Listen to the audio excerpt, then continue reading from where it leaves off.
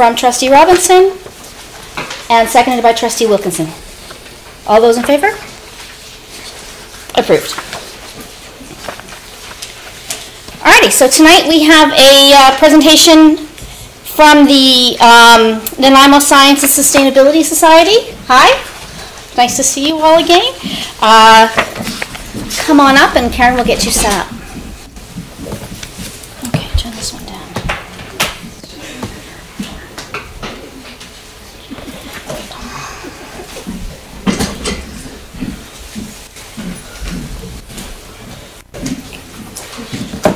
Everyone. My name is Neka Otobolu and I'm the Executive Director of Nanaimo Science and Sustainability Society, NS3 for short. And with me I have Sue Durnin. She is the President of our board and also the co-founder of NS3. So we're going to look at what we have done in 2018 for the School District 68. Oops.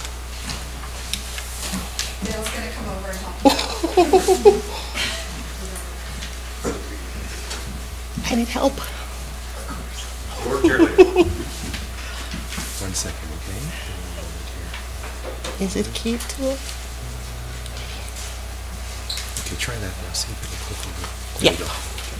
So our first program was Tinkering Around, and it was for the grade 2 district-wide.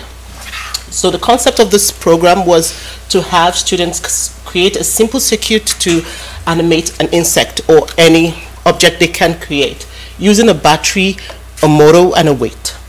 And the curriculum connections we had was applied design skills and technology. So the program was provided to all schools in the district, including Gabriola, with approximately 800 students participating, and the feedback from the students and teachers continues to be positive. So these are some of the pictures. It was part of our Science on the Move program, so we go out to the schools to have to run these programs. And we've got schedules, which we agree with the teachers, and timelines. For grade 5, we had the citizen science, and it has to do with intertidal monitoring. And students use standard ecological sampling techniques to collect data on the abundance of invasive and native clams at the departure bay. The data collected is shared with scientists at VIU. And the curriculum connections we have here is science.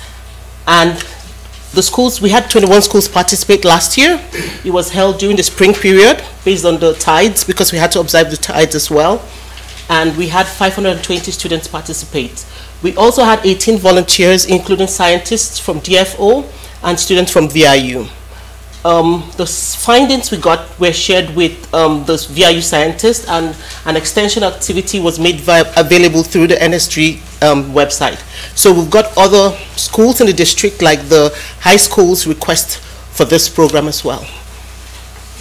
So these are the pictures from it. These are the kids we worked with. Then for the grade 6, we had the Trash to Treasure.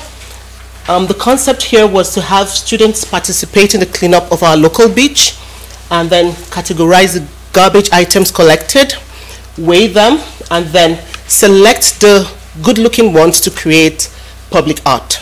And then the public arts were kept on display for 1 week at the Earth Day celebration. Now, the curriculum connections we had here was science, the ability of the students to observe, measure, and record data using appropriate tools. And we had math, and of course, art. In spring 2018, we had 12 schools participate in the program, with about 480 students participating in the cleanup and 350 participating in the Earth Day celebration. Now, a learning we had from the Earth Day celebration was the fact that we could explore using digital media to capture the digital media and stop motion animation to capture the art. So these are the picture from it. So the Healthy Stream program was for grade 7 students, and it was an extension of an existing pilot program. The first program was done for 4 schools, and last year we did it for 10. Students learned about the riparian zones. They were able to identify aquatic insects and learn about the type of habitats in which these insects live in, and then use ecological techniques to measure the quality of water using pH measurements, dissolved oxygen, turbidity, and temperature. Now, the curriculum connections we had here were science and math.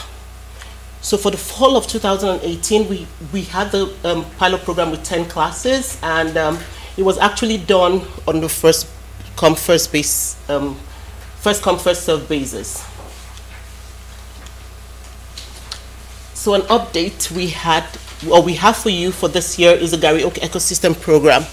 It is a new program promoted by our community coordinator, Susan McGanigal, with the Go Grant Fund. We got funding to be able to introduce this program to Rock City Elementary school-wide.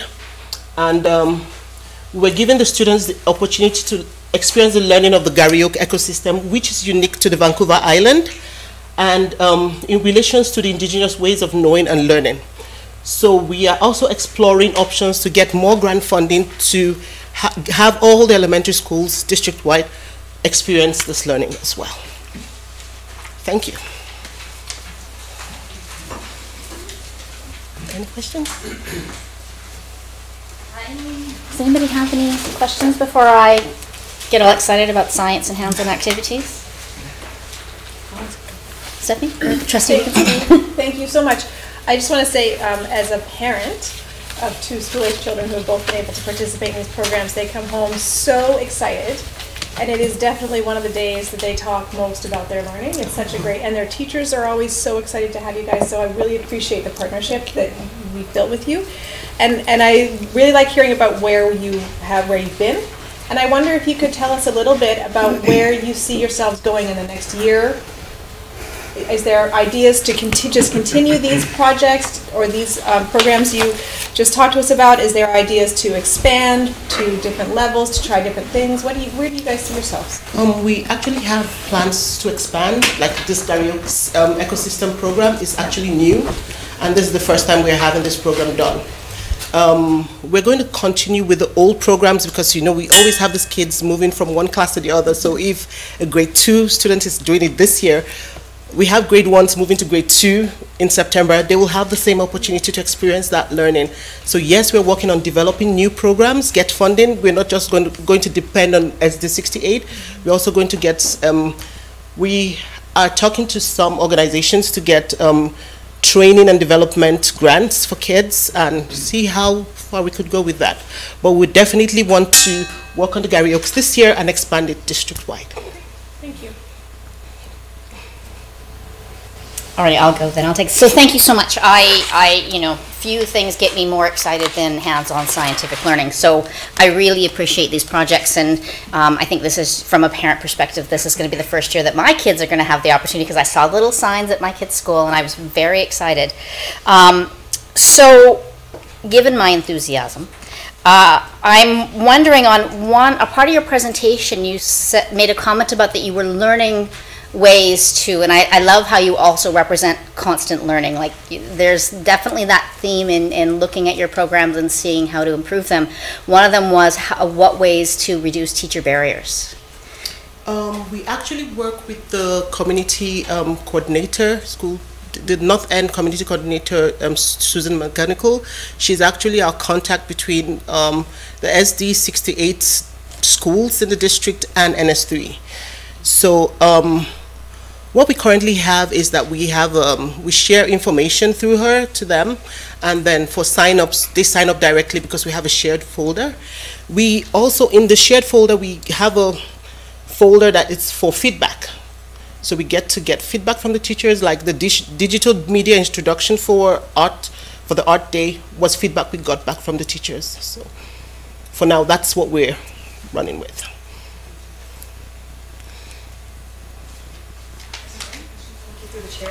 Thank you for your presentation.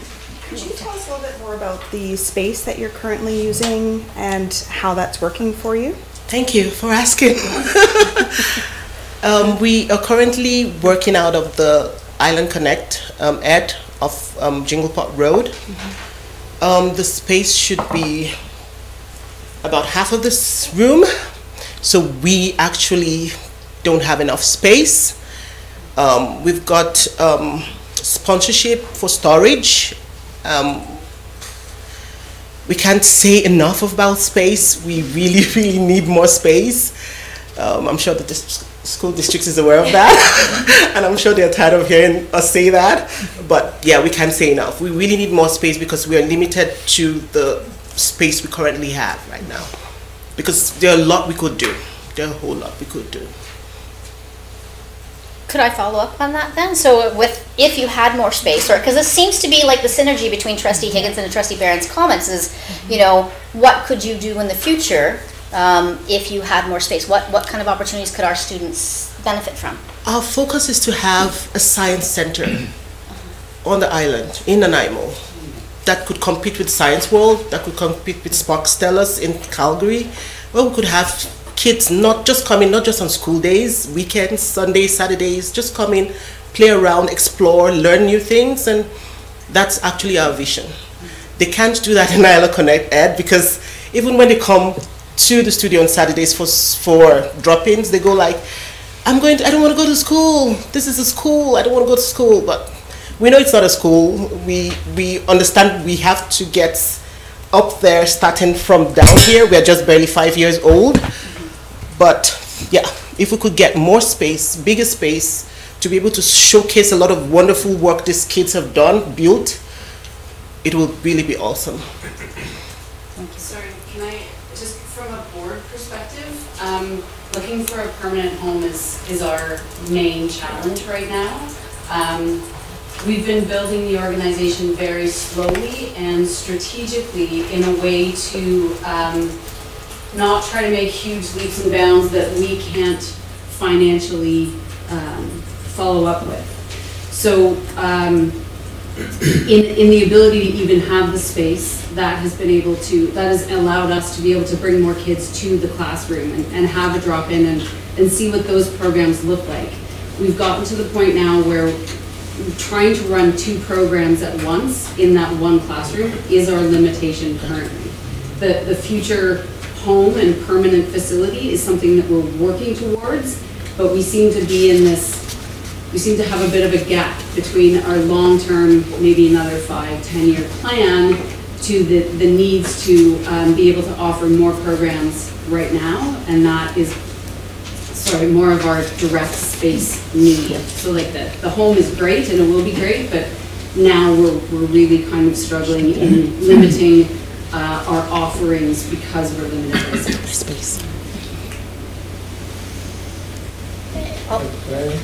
Well, I'll just add my thank you for sharing that information and accept that little issue around space. We have a really excellent relationship with NS3, and they provide some really excellent programming around issues around sustainability, which we sincerely appreciate. So thank you. We'll talk more about space. Thank you, Scott. Great. All right, well, thank you so much for your presentation. And curious, what way could trustees learn more about your programs? We have a website, and it's very active. Currently, we've just posted our schedule for the summer camps and the Prodi. I think the Prodi camp is already full, so the summer camps, and they get really filled up quickly. So, yeah, we're currently going through a rebranding process because we found out that kids hardly remember the name NS3 because they feel it's a mouthful, Nanaimo Science and Sustainability Society. So we're going through a rebranding process right now, and we should be done by the end of September, and all the info will be on the website. Okay, thank you very much. Thank you for your time. Thank you for having us.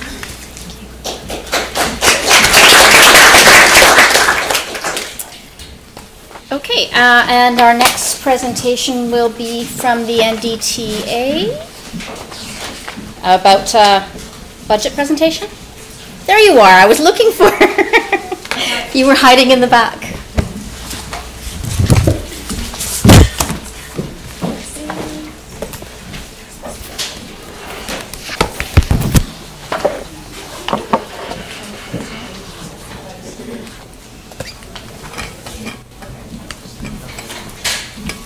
Hi, I Squale. Anthapa Denise Wood. Most of you know me, maybe a few of you don't.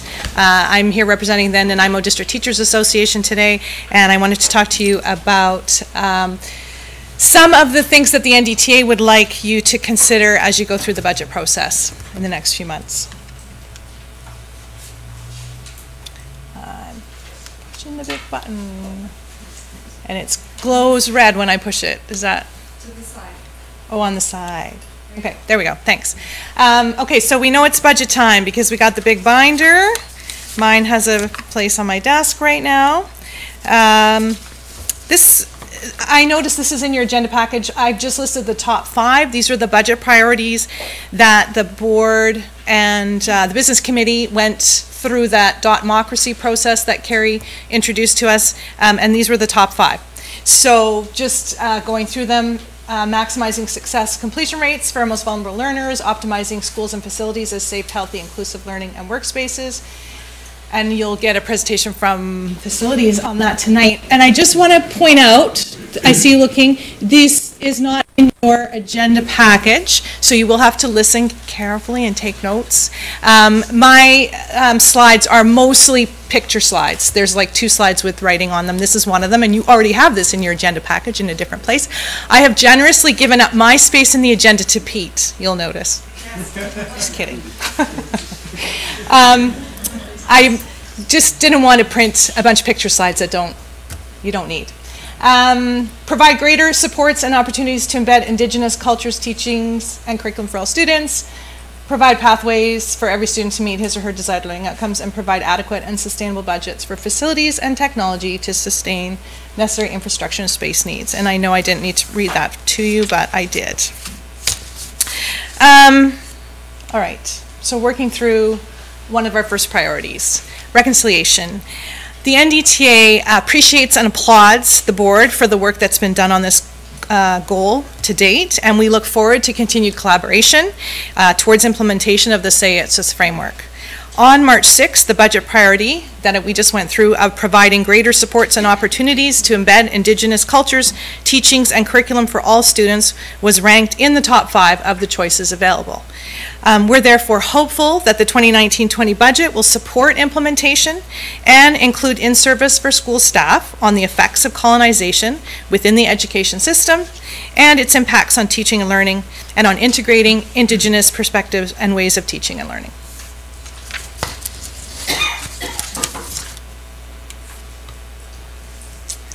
I'm happy to say that the NDTA and the district are in talks to pilot a small-scale mentorship program for new teachers to hopefully be implemented next school year. It's late in coming, and as a pilot, it may only service a handful of teachers, but in the meantime, our new teachers need support. We've had an increase in over 100 full-time equivalent teachers in the past 2 years, and these new teachers are finding it challenging to adjust in some ways. I've heard from many new teachers that the onboarding the district provides does not adequately prepare them for the reality in our classrooms, and the NDTA would be willing to work with the district to tailor orientation sessions to better meet the needs of those new teachers. We ask that the 2019-2020 budget account for the cost of appropriately preparing our newest teachers. We would also ask that trustees consider lobbying the provincial government to reinstate funding and expand the provincial mentorship program that was in place and was canceled recently, I think 2 years ago. That program provided funding in the form of grants specifically for mentorship programs. And I should say, Chair, I'm happy to answer questions throughout the presentation as well, if people have, or at the end, or both. Okay, so teachers know that change is an inevitable part of teaching and learning. Last year at my presentation to the former board, I spoke about change, and teachers are still struggling with change this year. My at BC, the anything goes reporting order that requires tweaking the process for every report card, the changes to the curriculum, the changes to assessment practices, all of these things are happening all at once, and it's difficult. When this change is unsupported, unplanned for, and sometimes unnecessary, not to mention the rate of change and the number of different things that are changing all at once, we ask that the district consider the change, coordinate the change between departments, and communicate the change effectively and appropriately. This isn't a cost item. However, we ask that in-service be considered sometimes and be considered in the budget for initiatives that may require more support or additional learning time.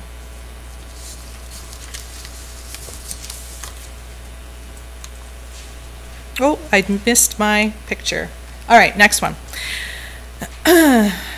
Primary classrooms, and particular classrooms with kindergarten students, require more support. Our youngest students are coming to us with more and more learning challenges, which remain undiagnosed until much later in their educational career.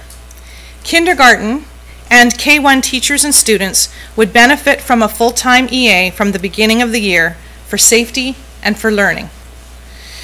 BC law requires that childcare centers must be staffed at 12 to 1 ratios for school-aged children. Why would that be different when they are in a public school? Surely our students deserve the same level of adult supervision when they're in school. Violence in classrooms has become a national issue. Studies show that teachers face more violent incidents than prison guards. I'm going to repeat that. Teachers face more violent incidents than prison guards. As a secondary teacher new in my role, I was shocked to hear from primary teachers about the violence that they deal with on a regular basis. Also, have you been to visit a primary classroom lately? Have you noticed the abundance of resources throughout the room? Have you asked the teacher where the money came from to purchase those resources? For the most part, the teacher paid for those supplies out of pocket. What other salaried job requires the workers to bring their own supplies to work? Do bus drivers have to pay for the gas to drive the bus? Teachers purchase these things because they care about their students and they want them to have a rich and engaging learning experience. But they shouldn't have to. The board and the budget should appropriately resource primary classrooms. Providing resources for primary teachers also shows that the board cares for and supports teachers.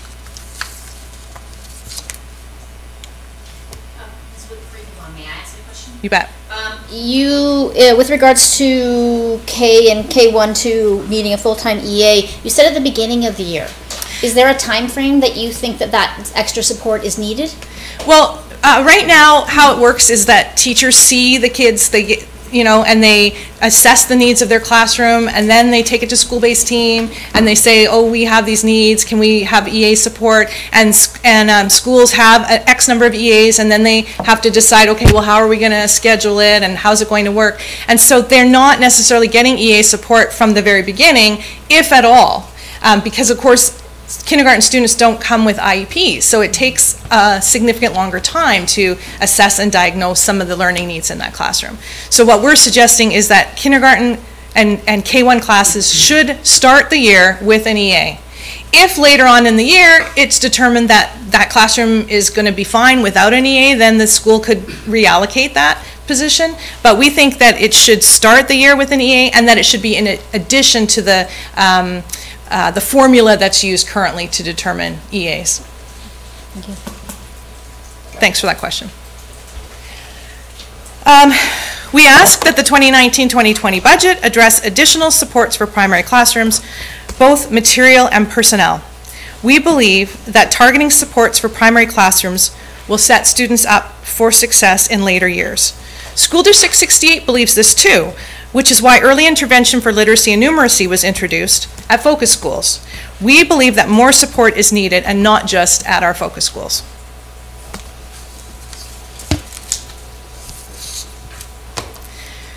Classroom composition is more complex than ever.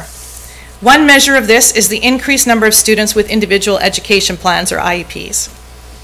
Many students with learning challenges do not have IEPs, so this measure is not necessarily accurate. We have more students who suffer from anxiety, for example, or who have other learning needs that do not merit an IEP or increased funding, but still require additional supports in the classroom. Support for special education has been cut significantly over the past 2 decades. And even though our restored collective agreement language has necessitated the hiring of more classroom teachers, those additional supports have not been adequately provided. Teachers have been asking for help in their classrooms, but help is not provided. Teachers are told to bring their concerns to school-based team, only to be provided with a litany of classroom strategies that have already been tried. School-based teams do not have the capacity to provide real support in many cases because they do not have funding for any support that has a cost attached.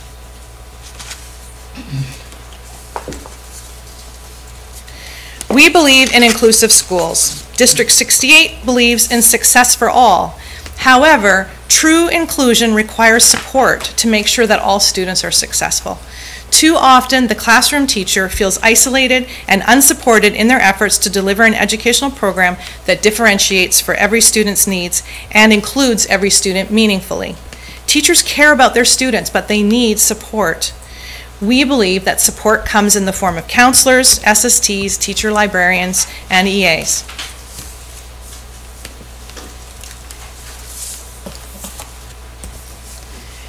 Teachers care deeply for their students. We spend our own money to resource our classrooms. We spend hours of time preparing, assessing, reporting, coaching, and caring for them. We put our work and the needs of others ahead of our own needs. But who is caring for us?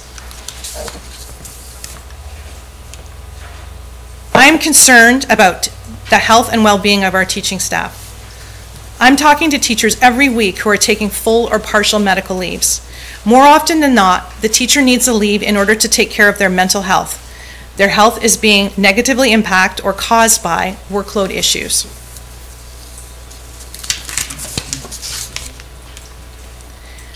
The 2019, yeah. Trustee. Question about that? Chair? Sorry. Do you have any numbers on how, like, where we are with those leaves compared to, say, 5 years ago? I don't know. It's just a curiosity of mine. It would have to come from the school district. Okay. Yeah. The 2019-2020 budget needs to consider the health and well-being of its staff. I believe that being proactive about mental health will, in fact, be cost neutral for the board, as if we can look at the root causes of teacher workload issues and address those, the cost of absences will decrease. Taking care of teachers will not only save money in attendance costs, but having a healthier teaching staff will have benefits for students as well.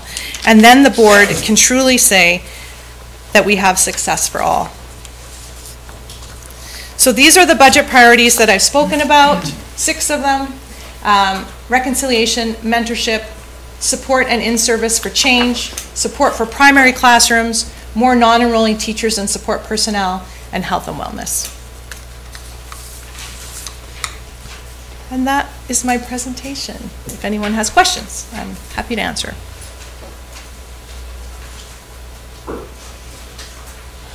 Trustee O'Neill. Thank you.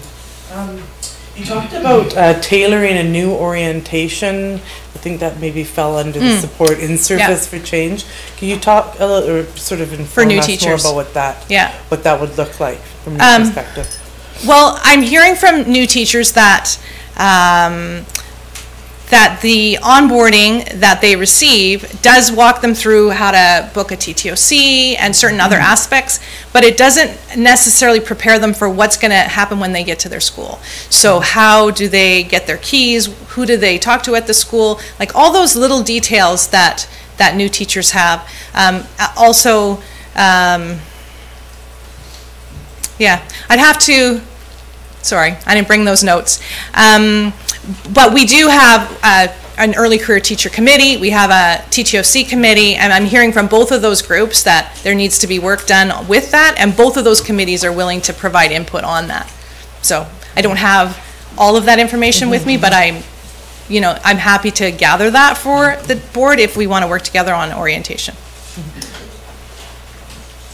Just a follow-up to that. So thank you, and I don't expect that you have all the information, but to me it was important differentiating what that looked like, your role as the NDTA in that orientation versus what the actual district would do. So I think you talked about it being a partnership or a pilot, and that would be something new, yes? Well, there was 2 parts to that. So first was the mentorship program, and the district and the NDTA are in talks about that right now and what that would look like, and it's still in its infancy, so I can't really give you any details about that particularly. The second piece was about orientation for new staff, and NDTA is invited to present to new teachers, and we do, and it's usually from a union focus, who to call, what services we provide.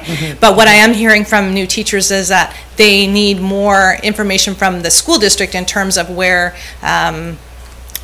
certain things are, how does school-based team work, who do they talk to at their school for certain supports, and I think that we could be a conduit between those new teachers and the school district and provide that information in terms of things that orientation could include to service new teachers better. On your notion of the changing classroom and the number of students who have you talked about students not having IEPs and issues that aren't recognized around the traditional IEPs. So what do we provide in servicing now? Like, what is it that would help a teacher? I'm not that old. Well, maybe I am. But I look at where the classroom was when I taught and where the classroom is now. And, the notion of inclusion has certainly changed the composition of the students. And on top of that, you add the things that you're talking about students without IEPs. And, I think if I was still in the classroom, I would need a lot of support to be able to address the changing composition of students. So I'm wondering what we do, or what teachers are finding useful in that area, so that we can focus some best practices in those areas. What is it that we do now that teachers find useful to help them be prepared for the changing composition of students? Or what is it that they would like to see us do to help them in their learning journey on the changing composition of students and being able to address their complex needs? I don't think there's going to be like a one-size-fits-all answer to that question, because every classroom is different and every student is different, and every year you're dealing with a different group of students. But having a school-based team that is resourced to adequately address some of those issues as it's laid out in the collective agreement, so providing the necessary equipment that a student might need, or providing in-service that a teacher might need if they're seeing a student with complex needs that they haven't seen before. And additional EA staffing, and I know, I understand the challenges about hiring EAs, that we're short, that recruitment is an issue there, but that's something else that we need to look at. Can I just have a quick follow-up? Yeah. So I appreciate the idea of the school-based team, but I'm looking also, and the EA, like, I guess and maybe my question, this isn't the right place for it, but I'm talking about, the teacher is the person in the room with those kids for the most of the day, and so I totally get, we need to have a school-based team that can help that teacher when they need it, but what are the best learning opportunities that we can provide teachers so that they can have the ability to address the changing composition of students, because they're the ones in the classroom with the kids most of the day. And so is what you're telling me, and maybe I'm just not getting it right, is that the school-based team, having a strong school-based team that teacher can lean on for support, is what's going to help them the most in the classroom that day? And I get that this is a nuanced question, so I'm asking you to do broad brushstrokes on things that definitely have individual and specific needs. But well, there's two parts to the school-based team question. So the school-based team is a group of staff that meet to discuss those needs and to provide suggestions about how those could be addressed. But they're also staff that could be available to support the teacher in the classroom. The problem is there's not enough of those staff. There's not enough of those staff to have the number of school-based team meetings that are being requested and required. So I don't know if I'm answering your question, but okay. But those people are the experts on the specialized supports that are needed, and they're being stretched thin just in having those school-based team meetings and then providing the supports. There's just not enough of them to go around either. Okay, thanks. Okay. I'm going to piggyback on that question, if I may, and it's somewhat to both of you in some ways, Trustee Higginson. I see two different aspects of this. Are we talking, to what extent are we talking about teachers' abilities to identify abnormal challenges Or are we talking about teachers' ability to offer remediation in the face of those abnormal challenges? Are you thinking about both assessment and intervention, or are you talking about intervention? I don't think I'm talking about either of those things. I'm just talking about the changing composition of students in the classroom and how it is becoming I don't want to say more complex. It's changing. It's becoming different from the time that I was teaching. So I guess that I'm thinking about if I was still teaching now, I would need support to be able to address the changing composition of the classroom, which has happened through some of the things that that you talked about, the non-IEP based issues that students have, but as well as the ideas of inclusion, where when I was learning how to teach, we were not taught how to deal with students who have complex needs, because those students weren't in our classroom. And so we've seen over the years that those students are in our classroom, but we also have teachers who, if I was still there, I would need support on that. So I'm just talking about the broad spectrum of the changing nature of the complex classroom now, and how we best support our teachers who are looking to, support their student needs. But certainly diagnosis is a part of that. Okay, so that's kind of what I'm wondering is, are teachers, are they feeling like they have the capacity and sufficiently supported to kind of know when something is happening in their classroom that something needs to be addressed? So that's what I mean by assessment, not formalized assessment, but identification versus, this is how I'm going to respond to that. Because in order to bring it to a school-based team, you have to have the alert. So that was kind of what I was wondering. Are you talking about, do they know that this is a significant enough problem? Are they able to kind of identify that sufficiently, or is it more how to address it in the classroom? I think that they can identify that there's an issue in the classroom. Okay. Yeah. Thank you. Ms. Clithwaite? I think the other piece, and this is maybe a question for the chair, but the question is, the level of integration has vastly increased in the 20 years that I've been a teacher. And so supporting that level of integration, I think, is part of the question. Am I correct? Yeah. Yes. Okay. Thank you. Yeah.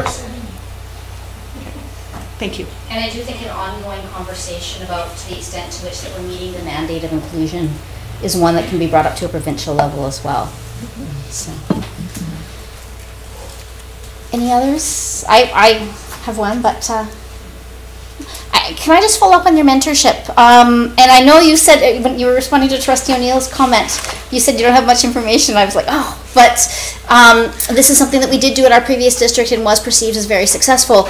I'm not sure who to ask about. Do we have any information about where that's at, or is it just getting going? Well, I can pass the baton to Professional Issues Officer Jo Cornthwaite, because she's been involved in those conversations. So I don't know how much information you have available to share, Jo.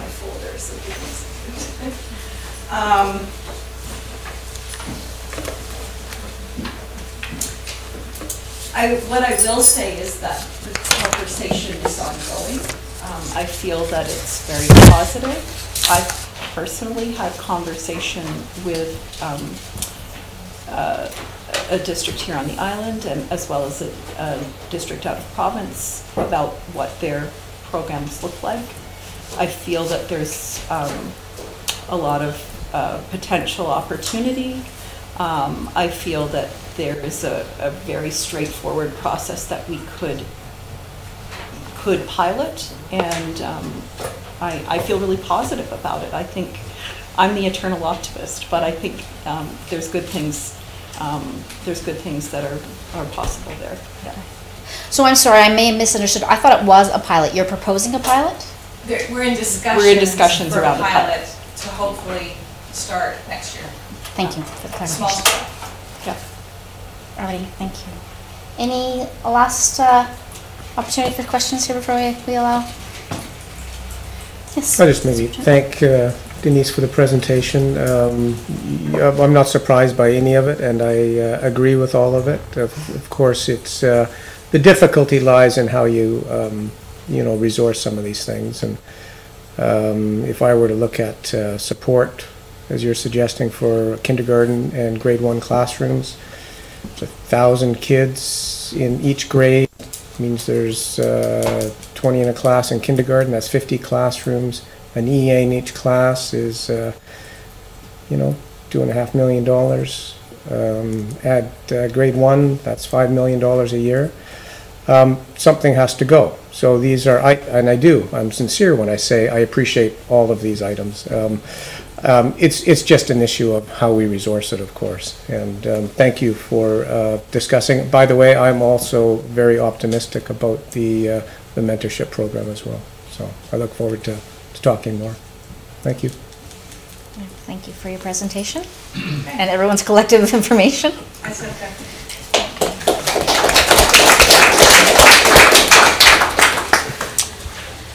Alrighty, we're moving on to number 8 in the agenda, reconciliation, and this is we're going to hear from Trustee Higginson. I don't have an update. Okay. Moving on to number 9. So senior staff reports. I believe we have 2 presentations. Oh, hi. Dr. Bob Esslinger and Ms. Lynn Brown.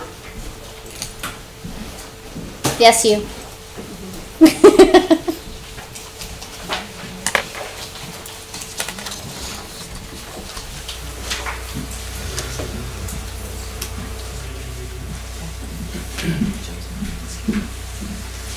Good evening. My name is Lynn Brown. I am the manager for mental health and addictions in School District 68.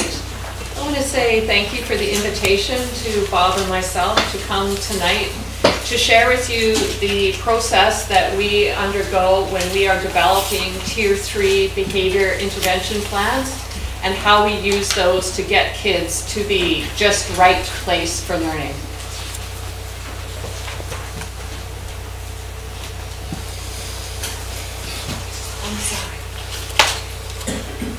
I think you have to stand on your head, Bob. It's changing on the computer. Right. No, not inside, on the outside. You messed it up. Oh, it is changing on the computer. remote It's policy? changing on the computer, but not on. Oh, yeah. That's a deal. I'm at the end of my presentation.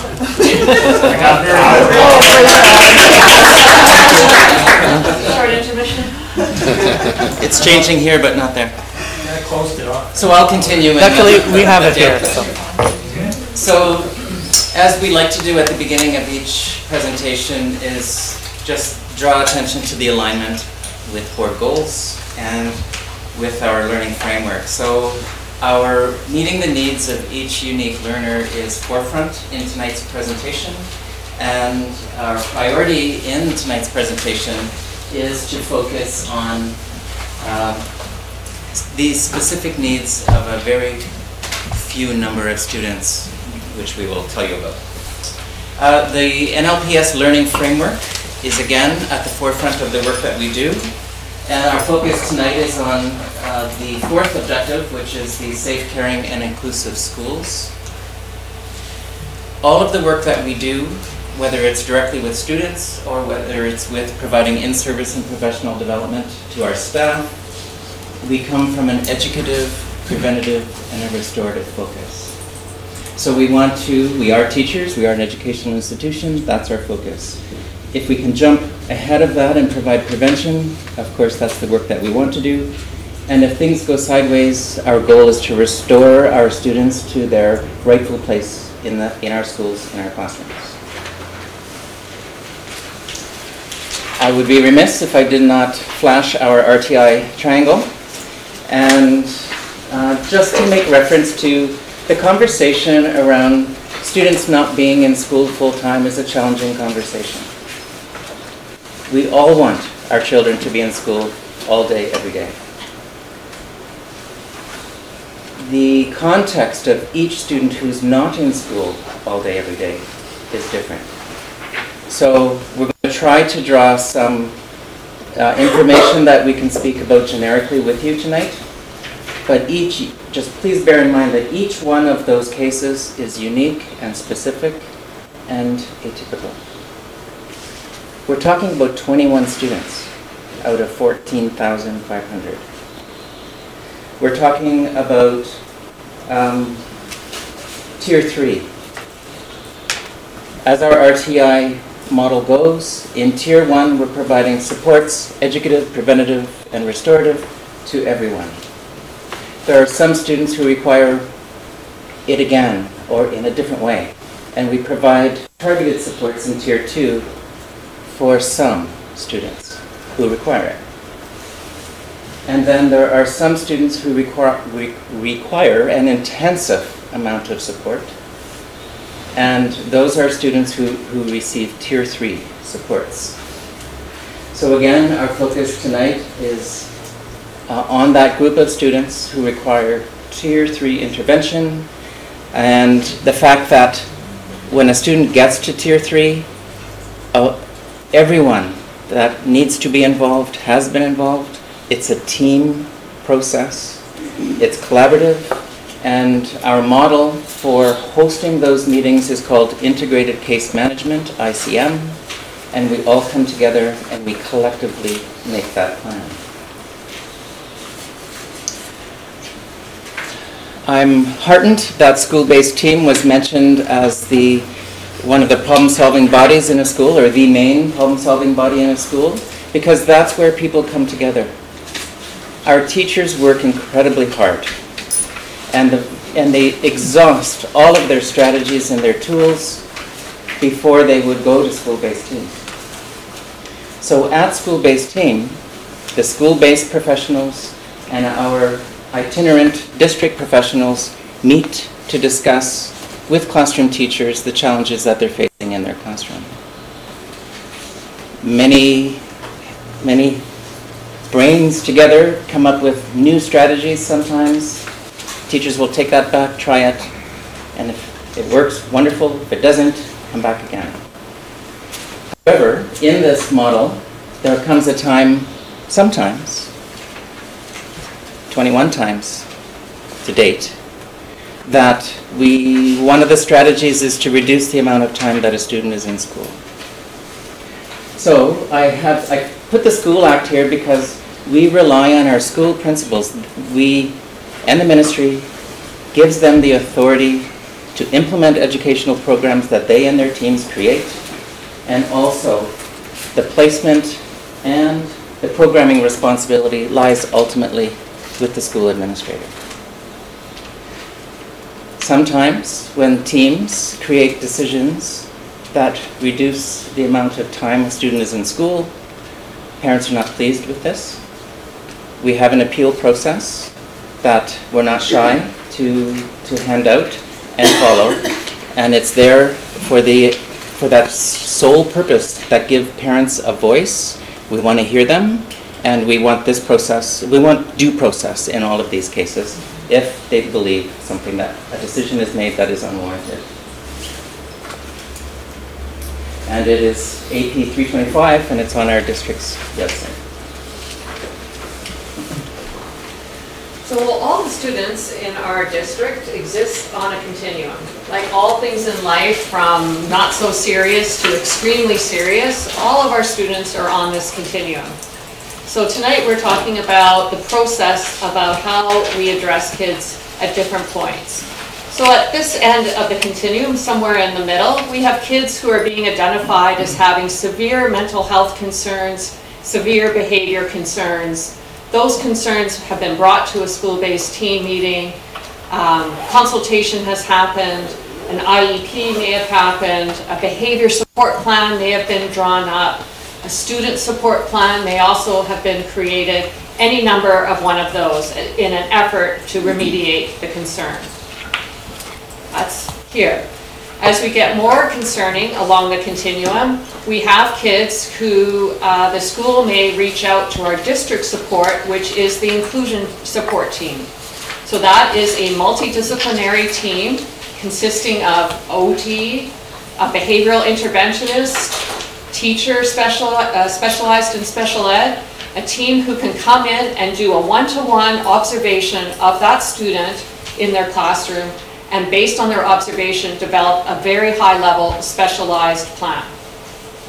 So there to here, and then we have Tier 3. So by the time Tier 3 plans are discussed, all the other attempts to make a difference, to make a system that works and a plan that works have been tried, and now we're ready for Tier 3. The goal of Tier 3 is to help kids get to the services that they need to be successful students so that they can move back down the continuum and be back in the classroom full days with their peers.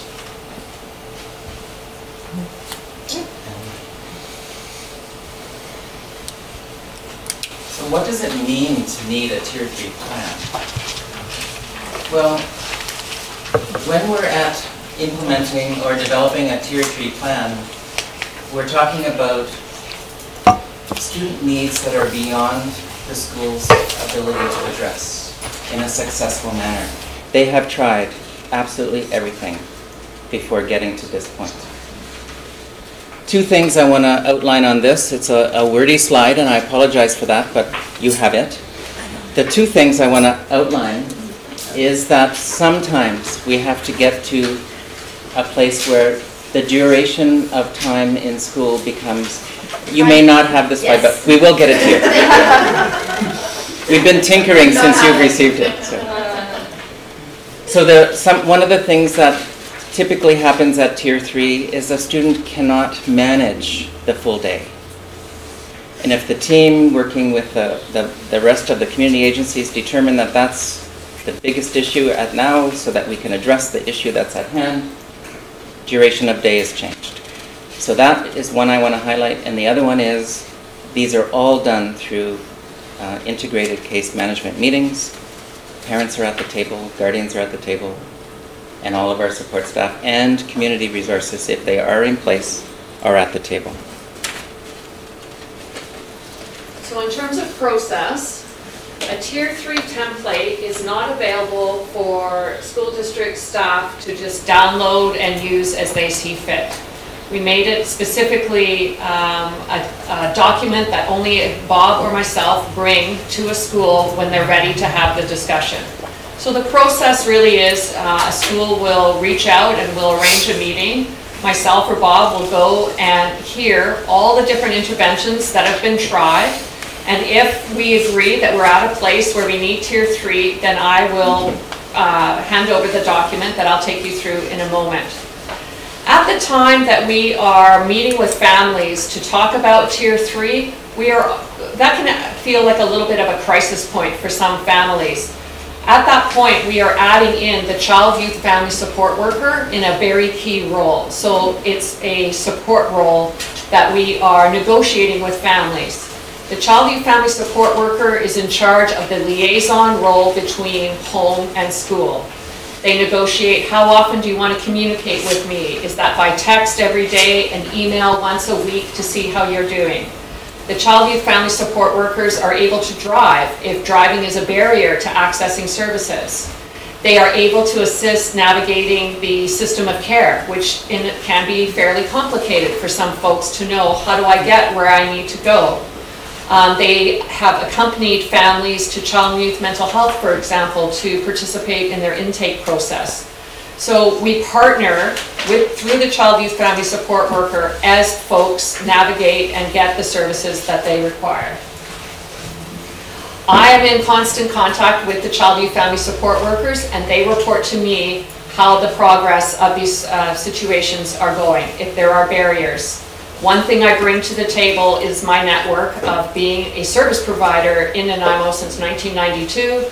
Lots of my colleagues are the folks where providing the service where these folks need to go. So it's an easy call for me to make sure that barriers are reduced. If intake services need to be arranged out in the community as opposed to in an office, then we are able to negotiate those types of accommodations. Some of the Tier 3 services that Nanaimo has to offer and Vancouver Island has to offer are listed here. Pediatricians, medical specialists in our community, discovery, youth and family substance use if there's a concern around substances, eating disorders, there's a pediatric eating disorders group at NRGH, Aboriginal and mainstream child and youth mental health, NARCIP that has a whole, Nanaimo and Area Resources for Families, they have a whole host of programs, including LIFT. If there's severe conflict in the home, they have an eating disorders program. They have SAPE. SAPE is the Sexual Abuse Intervention Program. So kids that have sexually intrusive behaviors start off with a program offered through NARCIF. Jack Ledger is an inpatient assessment facility in Victoria that we can access. We don't make the referrals as a school district person, but our Tier 3 service providers can make a referral to Jack Ledger so that a student can actually go and stay for a period of anywhere from 6 weeks to 3 months to have a multidisciplinary assessment, and once they come out they have recommendations for us. And the Maples is located in Burnaby for adolescents. So again, another inpatient assessment, and Maples actually offers treatment as well, access through MCFD. So we have target service providers that we consider when we think about other services that kids need. So what are we talking about here? What are some of the things that we've seen that have required Tier 3? Cruelty to animals, fire setting, predatory, sexualized, intrusive behaviors, intensely aggressive behaviors that put staff and students at risk, severe self-injury, extreme non-compliance, and evidence of active psychosis. This is what the document looks like. This is the first and second page of the document. So when families are coming to meet with school administrators, this first part is already completed by the school. It's a narrative that talks about all the different interventions that the school district has tried with this student, as well as what the behaviors are that are persisting despite our best interventions. The feedback I've received from my former colleagues who are pediatricians is that they love the fact that families are coming into appointments with documentation from the school. So it's not a matter that folks are waiting for their appointment and then showing up and saying, I don't know why I'm here, the teacher just doesn't like my child. They're finally getting what they can see as being measurable, objective behaviors that they can count and measure, and they have a better understanding of what we're dealing with. The next side of the document is actually for the family to take away and to work with whoever they decide is appropriate on their care team, and for the care team to communicate back to us what services have been offered. So a pediatrician might record that there's been changes in a medication. The SAPE person may say they've completed a program. Child Youth Mental Health may say they've attached a clinician, that some service has happened that should render things to be different. The last side is all about re-entry. So once these services have been executed, then the family meets back with the school administrator, and we talk about re-entry and how re-entry should look. Of course, not all things go in a linear fashion. So sometimes a student's reintegration plan might look like this, separate from the document, the Tier 3 document that Lynn has just referred to. So there should never be a case where a student is on a partial day where a reintegration plan of either this nature or that nature is not in place. That is our request of principals and schools. So, because I hold the document, I know I have a constant list of who's on Tier 3. I check in with my child youth family support workers on how things are going. I communicate out to the other administrators, the different families that are on Tier 3, so that we have a consistent response if they move or show up at a different part of our system.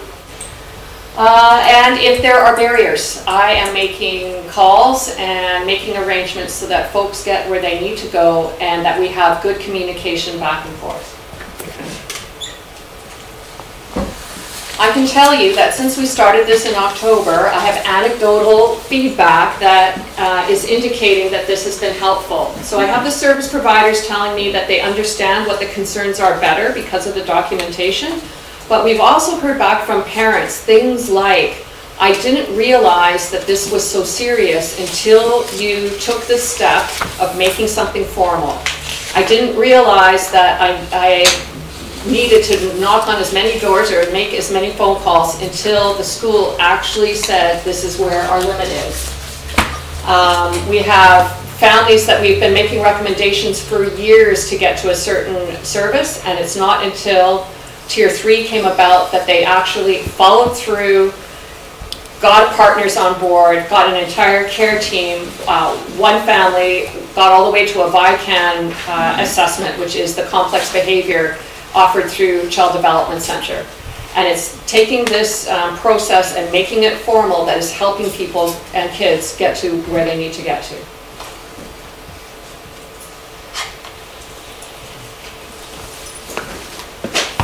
Thank you very much.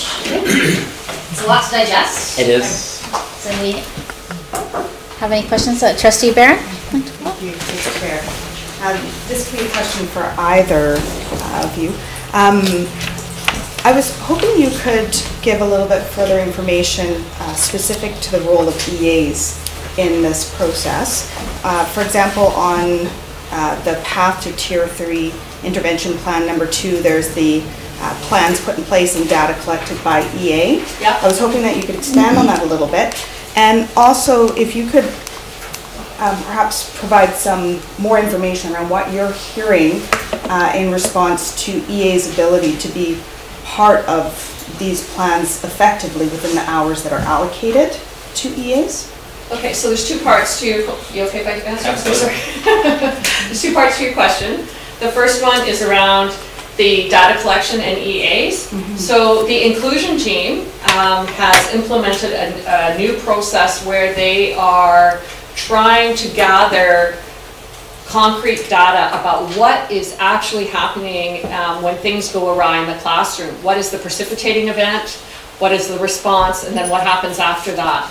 And they are, I think at the last Pro-D, if I'm not mistaken, sharing that with EAs so that they can teach them how to collect the kind of data to make the best plan possible. So it was really an initiative started through the inclusion team so that they could start to understand what is it specifically instead of things don't go well. Well, what does that actually look like? What happens right before things don't go well?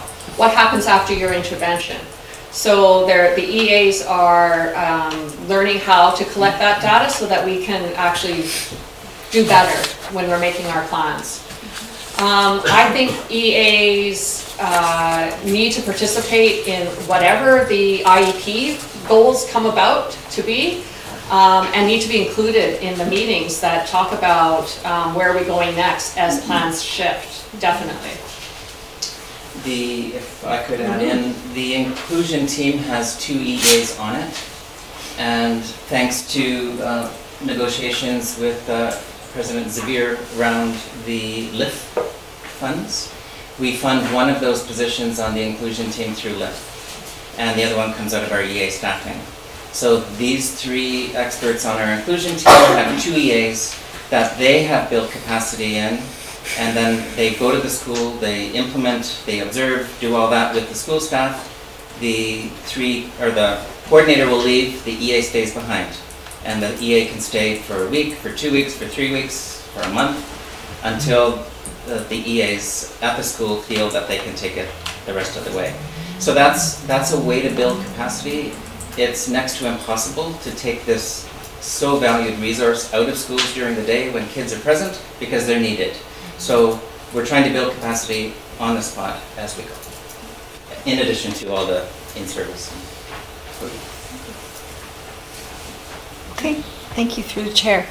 I'm looking at your oversight and management list, and I'm wondering about educational programming and teaching staff. I'm wondering, is educational programming taken off the table at this point, or is that still happening for students? So as they go onto a partial schedule and they're accessing other services, the Child Youth Families probably forgot to mention is also the conduit of schoolwork between the classroom teacher and home. So they become the liaison, and that's part of their role, is to facilitate and continue. If families need the child youth family worker to drive to the home to deliver that work, then that happens. If they need to pick it up and deliver it back to the classroom, it happens that way. So they are completely mobile, and they are how the work goes back and forth. But you are correct, though, that there would be some students where the academic is not priority. It's getting this social emotional piece under control. Thank you. May I have a follow-up? Thank you. So in the case of where there is the liaison of the child and youth family support worker, is the expectation then that the classroom teacher would prepare lessons for that child? If the request is for work to come back and forth, yes. Okay, thank you. And typically by the time we get to Tier 3, the work is generated not only by the classroom teacher, but the school support teacher or the team at the school. They're focusing on maybe one thing as opposed to all the various things that a classroom teacher would be covering. Okay. So it would be adapted to some degree. Great. Thank you. Thank you, Chair. I'll take this opportunity. When you mentioned 21 students, there was some rumbling. And so before I ask my question, I just want to clarify. We only have 21 students this year to date that are at a Tier 3 level of remediation. Yes. And we could go a little farther and tell you that all 21 are at elementary. Okay. We've had secondary, but right now, all elementary. It's not actually true. The whole package is 21. The vast majority are at elementary, and the vast majority are back in school. Right. That's a better way of saying it. Can I follow up then about how we get to this point, which I have to say is fascinating, because having worked with Maples, it's lovely to see this end of it, to see how they get there. But can we take a step back below the Tier 3? Because I guess I want to follow up, because you correct me if I'm wrong. Are these the only students that we have in our school district that have a reduction in their classroom time? Okay, good question. We have only these 21 who are at the Tier 3 intervention place. Okay. School teams have the ability to use that reintegration plan as their team decides. For students that have not been at a Tier 3? For any? So no student should be on a reduced day without a reintegration plan in place. So that's our process, and that's our requirement of schools. And yeah, so when I do check periodically, now this year it hasn't been recent, that the majority of schools have none. But I can't tell you at this point how many others there are who, for one reason or another, and it may not be behavior, it may be medical, that they're on a reduced day. Right. And that's one of the reasons that I have some interest in this, is to kind of get a better understanding to what extent, to what extent there are students that are having alterations in their education experience. So not necessarily at the Tier 3 level, but examples of if we're having students arrive later, go home early, if we're taking them out of the classroom on a regular basis for behavioral management issues, or if they're not being included in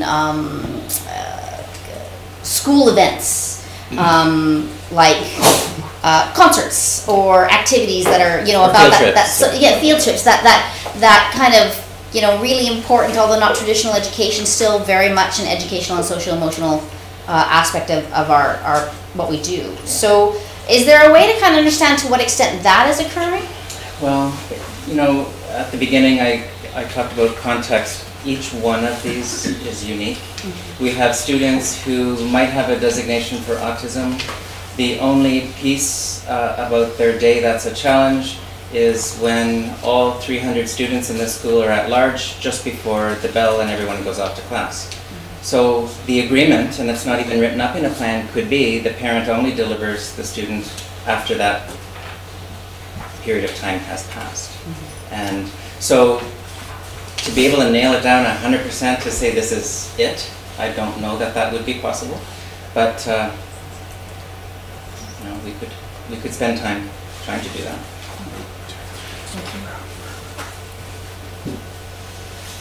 Any other questions here from his crew? So Trustee Barron and I would like to keep you all night, not give questions. Just one No. question. Thank It's you for great. the chair. If you can just clarify for me, I'm trying to understand the tier 3 and then the H designations. Are those the same thing? Okay. So,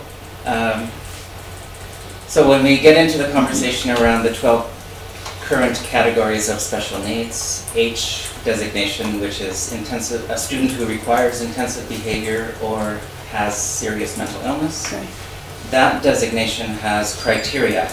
And if we meet the criteria, we can claim that student and get additional funding from the ministry, which we put into our resources and help students be successful. We have many students who end up at tier 3 who don't meet that criteria. But because they get to tier 3 and we get those services in place, then they do. So it's not a perfect science, but the whole thing does work together. So some students with an H designation are tier 3, but some, because of their H designation and the supports that we provide, can exist in tier 1, tier 2, and they can be fine there. Just follow-up comment. Thank you for clarifying, because I knew that there was many designated H categories, and I was trying to figure out how the number was so small when I knew there was many. So thank you for clarifying. That makes sense. Okay. Thank you for your time, unless our superintendent would like to. Yeah, I'll just, thank you. Yeah. Thanks, Bob and Lynn, for shedding a little light on the Tier 3 intervention plan, and talking a little bit about our most complex students in our system and how challenging and taxing they can be. And a special thanks to you, Lynn, in this new position while I'm thinking about it, and the wealth of experience and expertise that you bring, so you are appreciated. Thank you both. Thank you. And before you leave, just I would like to add to that, I love the language about observable and measurable, and how we're bringing that in as a form of a shared language to be able to communicate more effectively, not only within our system, but with outside our system. So, I mean, I heard that. I believe that was something that was brought in. I think you were implying that that was brought in recently. Bravo. I think that's just a really seemingly simple but incredibly effective change. So I appreciate that. Thank you. And through the chair, we are immensely fortunate to have Lynn on staff. Thank you. Happy birthday. Is it her birthday, really? Yes, it is. Oh. We won't sing. Okay. Oh, now this is one of my biggest fears is to introduce this fellow who's Ted Cadwallader. Nice. Did I do it correctly? Okay. So our next senior staff report will be from Ted Cadwallader on the BC Tripartite Education Agreement. Seriously, been dreading that moment. We're just going to load the presentation up on the computer.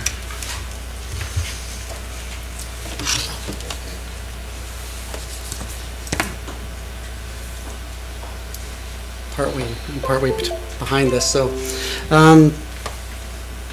Kila Kashla, Nilagad. Let's go CMCA. Good evening, everybody. I want to join our chair in acknowledging the unceded traditional territory. This is the name of people. Also want to acknowledge all of our Métis and Inuit relatives and the students and families that we have in our school district that come from other nations across this country.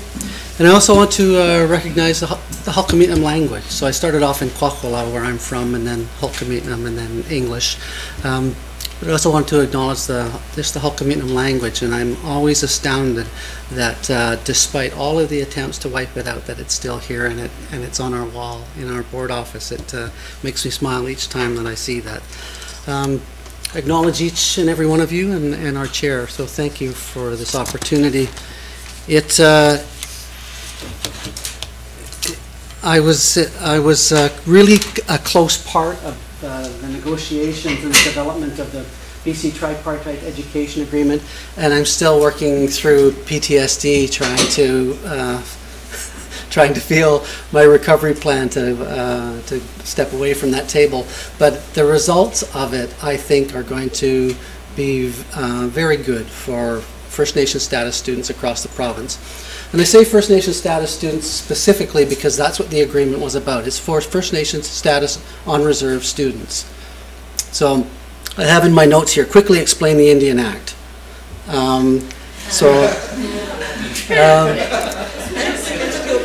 But as a background to it, it's important that you know that under the Indian Act, the federal government has fiduciary responsibility for all First Nations status on reserve students. So they're responsible for the funding for their education. And that funding flow was integral to the development of this agreement. But this agreement didn't just appear out of nowhere. I'm going to give you a little background on it. So previous to this, the BC Tripartite Education Agreement, there was a Tripartite Education Framework Agreement. It went from 2011 to 2016. It was an initial negotiation between the federal government, the provincial government, who provides that education service for First Nation status on reserve students who attend our public schools, and First Nations who operate their own schools as well. There's approximately 130 First Nations schools in the province run by First Nations. The majority of those are elementary school students, so the vast majority of the students who attend those schools transition into public schools or independent schools. So it was the only existing agreement at that time that had those three partners: a provincial partner, in this case the Ministry of Education Canada, who had the responsibility for the funding, and First Nations, who are representing their students attending our schools. So they were also representing First Nation status students who are attending First Nations operated schools too. So there's some components that will flow into the BCTEA from TIFA. There was also, and you can see the second bullet, a few of the things that were part of TIFA. It brought made BC the only jurisdiction in Canada that had equitable funding between First Nation schools, per student pupil funding there, and public schools. In all of the other jurisdictions, all of the other provinces and territories, it was on average about 30% less funding that went to First Nation schools that then went to public schools. And so you'll see later on, it was one of the pieces that was addressed in the BCTEA, but it was early addressed in TIFA. At that same time, we had in the province a protocol agreement between the First Nations Education Steering Committee, who the province recognizes as the education voice for First Nation status on reserve students, and so do the political leads of First Nations. So the Assembly of First Nations, BC Region, BC Union of BC Indian Chiefs, they recognize and have allocated the responsibility to FNESC to speak on their behalf on education for First Nations status on reserve students. So the province also signed a protocol agreement to work directly with FNESC on a number of issues. Most of them were logistical issues and technical issues to ensure that students who are attending First Nations schools were well served and could get the expertise that the ministry held and put in place for those students. An example would be students who attended a First Nation school, a secondary school, they never received any credential that was recognized by a post-secondary institution. So they could go to school from kindergarten to grade 12 in a First Nation system and graduate with no credential that was recognized in a post-secondary system. I know. So that was one of the issues that was addressed as part of TIFA and as part of that protocol agreement, was how does the Minister of Education allocate or provide a dogwood certificate, which was the currency for post-secondary in BC, a dogwood certificate to a student who graduated from a school system over which he had no or she had no jurisdiction whatsoever. So there were some great technical issues to work through there. But the protocol agreement and the TIFA agreement set the foundation for the negotiations for the BC Tripartite Agreement. BC Tripartite Agreement, we started negotiating that before 2016. The agreement with TIFA was expired, but then extended to give another year. And during that time, upgrades, funding came in from the federal government for First Nations schools to upgrade a number of infrastructure pieces, broadband access, and it was provided about $20 million for culture and language in First Nations schools, which was well overdue. In 2018, the negotiations for the tripartite agreement were completed, and it was signed off with implementation over the next 5 years. So, first stage is what we're now in. Any questions so far? Little background. We got to the agreement. Good. So, you confident that you'll be ready for the quiz on the last slide? Okay. So, as we step into the agreement, and this is the first year, and so there's been some bumps along the way. So, Canada, BC, which is the Ministry of Education in this case, and FNESC have to come up with some new processes provincially and nationally to recognize how this agreement should be implemented. And of course, there's going to be some trickle-down effects for us because we're the representative closer to the ground level of the Ministry of Education. And so we are going to be required to implement some of these things, and we'll get into a few of them that have more or less impact on us here in the school district.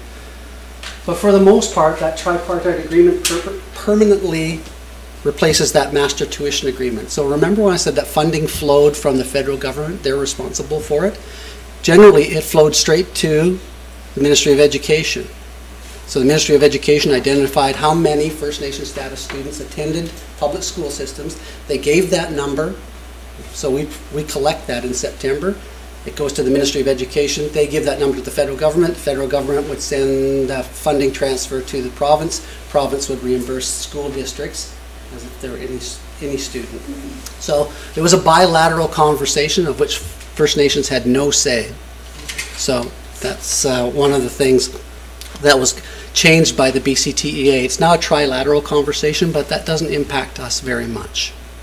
So that trilateral conversation will go on.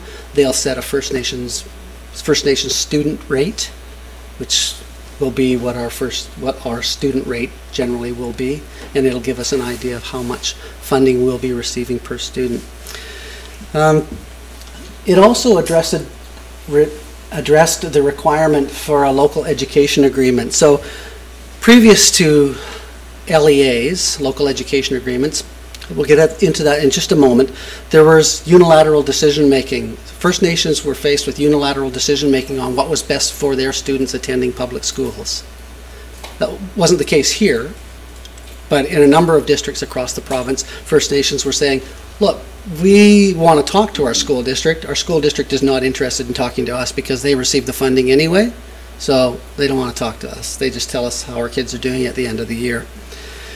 It also addressed First Nations schools not having that certification that I mentioned. We also had transportation. There were some transportation challenges across the district. We don't face that nearly as much here as across the north of BC.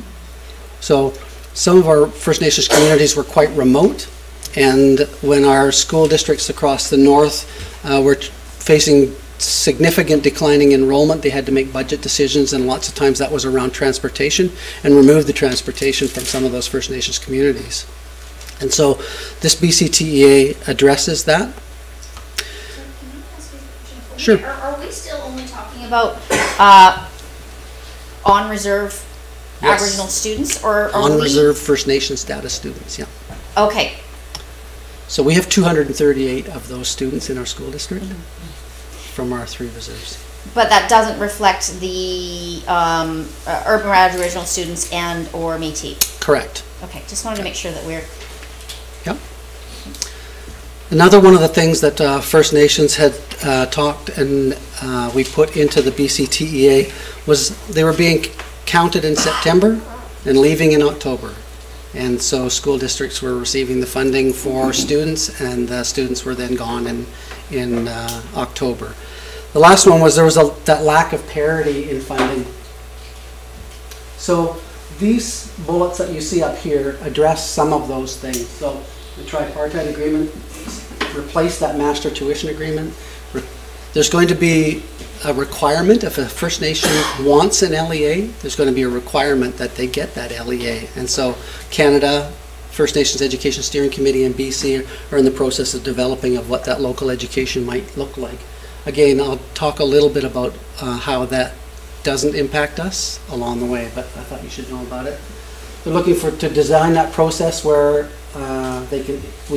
First Nations schools can issue a dogwood and an adult dogwood, and that's still in motion too, because that's going to require a change to the School Act, which is never easy. And this new approach around transportation. One of the things that's a bullet down there that I'll get into more in depth is that there's a professional day in British Columbia schools by ministerial order where the ministry gets to decide what that topic's going to be. And so that will have an impact on us because the topic's going to be improving results for First Nation students. What that looks like will be up to us, and I'll talk a little bit more about that in a second.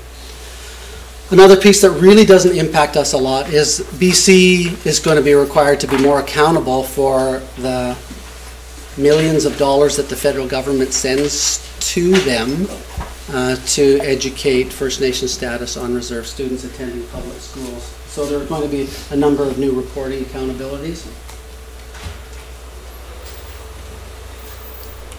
I made these especially text heavy because I knew that Denise had lots of color pictures and I wanted to balance it out.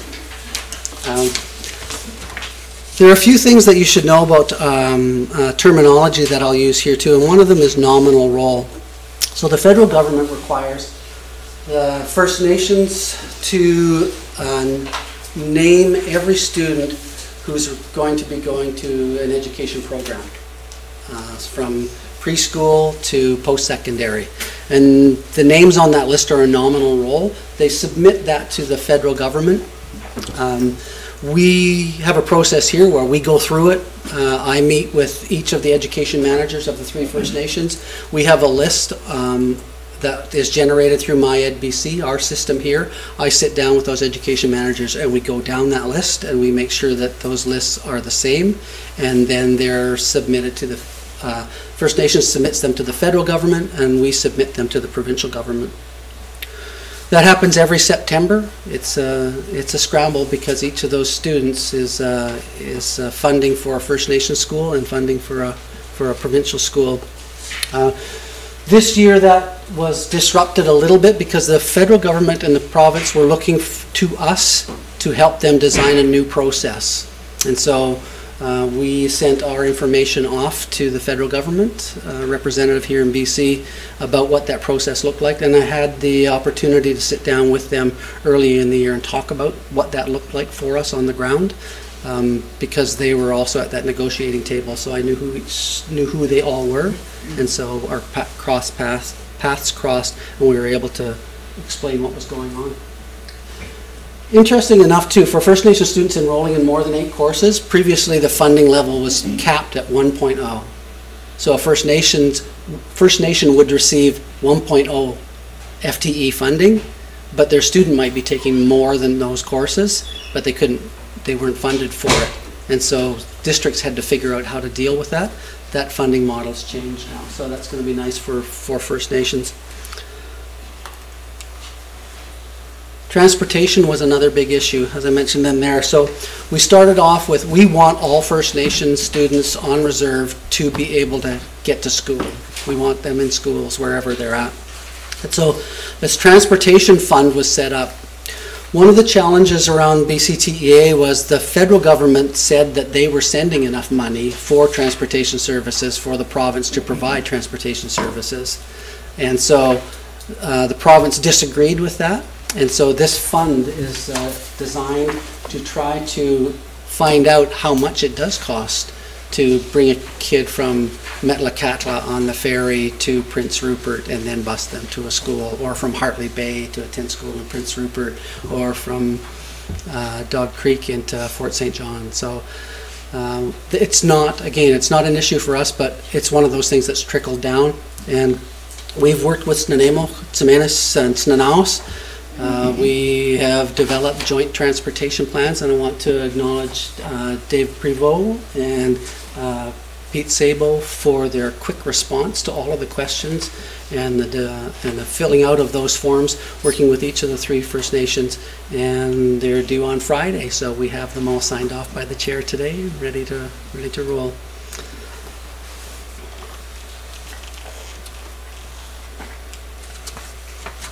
More transportation. So there's the wording up here is straight out of the agreement, and if you're interested in the agreement, it went from 16 pages in TIFA to 68 pages in the BCTEA, so it's a lot more robust. But we'll report back to the ministry on what we have expended our transportation funding on, and this is for next year. Those plans that we submit this year will go into a panel. Panel will review them and let us know whether we're there. We think we're there. We've asked for some extra things at the request of Snuneymuxw First Nation, but we'll see if those are funded along the way. That 6th professional day, and I'd also refer back to the NDTA presentation earlier. One of the concerns from First Nations is that there's not an understanding across the province. There's not a response by the province to Call to Action 57, which talks about training of public servants in federally and provincially. And so this is one of the ways that the province has responded to it. So starting next year, by ministerial order, one of the days will be focused on enhancing First Nations student learning outcomes. So I've talked to the leaders for learning about that and said we need guidance on what that might look like. They've been terrific with ideas. Some of those early ideas were some that you're familiar with, building a village, blanket exercise, but there's a number of other things that we frankly already have in process in small places, in small pockets, like quick workshops that can go broader than that. This was changed too, as I mentioned, it's become a trilateral process, so First Nations student rate. We would receive from the provincial government the suggested amount of what we would invoice First Nations for students attending our schools if we had an LEA in place. And we do. We have 2 of the 3 of them, and I'll talk about that in a moment. And again, it was a bilateral. They came up with that number. Mostly it was a math exercise that said, gee, you know, the average of a student attending school in Nanaimo Ladysmith is about X dollars. Well, that should be the amount that a First Nation student attending public school in Nanaimo Ladysmith Public Schools should be invoiced for if they come from our First Nations reserve. Any questions on that? I know I'm skimming over quite a bit of it, but I know it's hot in here, and this is text heavy, and it's money. Okay. The last one was the local education agreement. Is it the last one? Oh no, there's one more outcomes team that's one of my favorites. So local education agreements, there are many nations across the province that did not have a local education agreement. Local education agreement is an agreement between a First Nation and a school district on the funding flow. So if there's an LEA in place, the funding doesn't come to the province anymore, it comes to the First Nation. So we have a local education agreement with Tsamanis, and we have one with Snuneymuxw First Nation. And so the funding, education funding that would normally go to the province for education of their students goes to them. And then we negotiate with them what we will do for their students in return for the funding that we will then invoice them for. And so those parties, the 3, are committed to developing some guiding principles, and we know what they are. They committed to, by November 2018, develop a provincial LEA, which they haven't yet. But again, it's hard work. right? Actually to get together and figure out what that might look like. And BC will invest in building the capacity of boards to negotiate and implement LEAs. They do that like ministry generally does. Here's money, go do good things. And so we received a letter telling us we had $20-something thousand to negotiate LEAs. I'm not sure what we're going to do with it because we're negotiating LEAs without it, but I'll figure out something on how that's going to go. I need to sit down with our 2 LEA partners and talk about how we might effectively use that money to make sure that both First Nations communities and our school district know what our obligations are in return for the funding that they're providing us to educate their students. This last one has set a little rub in the system because there's some school districts around the province that don't do very well by First Nation status students. We might be one of those. Okay, we might be one of those. Our dogwood completion rates for First Nation status students coming from Snanaos, Snuneymuxw, and Timmins are not very good.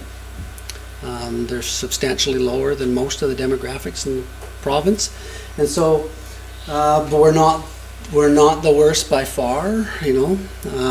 And we know where we're at and we know where we're going, and so do the nations. So Ministry of Finance said they will sit down and they will identify those districts that need a educational outcomes improvement team visit.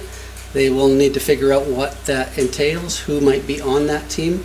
And as a first step, they've seconded our colleague in School District 79, Cowichan Valley, Denise Augustine, to help them figure out what that might look like. And so there's more to come on that. Still a conversation going on around the province.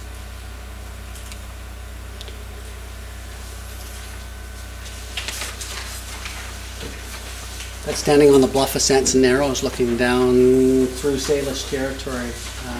Just around that point on the right is Cowichan Bay. So, Nakulmi, Miigwech, Haitapa, Gila Kesla, thank you, merci. Any questions? I see one hand up, so we'll start with Okay. Through the chair. You've mentioned the 6th Professional Development Day, and of course that piques an interest with me. Is that day a professional development day, or is it a non-instructional day? Yeah, the wording that's used in the BCTEA is professional day, but that's not the case because professional day the ministry has no say on, and non-instructional day they do. Thank you. So it's a non-instructional day. Thank you. Through the chair, follow up. Thank you. So is that then accounted for in our PLC time?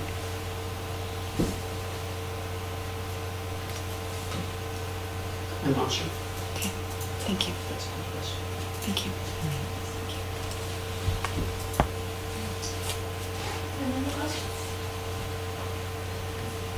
Is there any ask questions? Of course. Okay, so I'm just wondering how flexible this funding is with other districts, because living, you know, in Transmotion is kind of a common thing. So, like, speaking anecdotally, so a child might be living in our district with parents for a while, but then, you know, might go and live with a grandparent in another area for 6 months. How flexible is that going to be, and how do you sort of help move the funding around? So it depends. Okay. It depends. If the student is officer, yeah, or the funding just comes to our school district, and because of the scale, it doesn't really impact another district. So we receive students from other districts all the time. Yeah. If it's a local education agreement, so for example, if it's a student from the Snuneymuxw First Nation and their family moves to Cowichan, for example,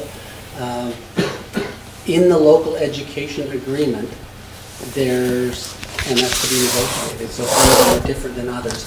It could be that there's more than one count.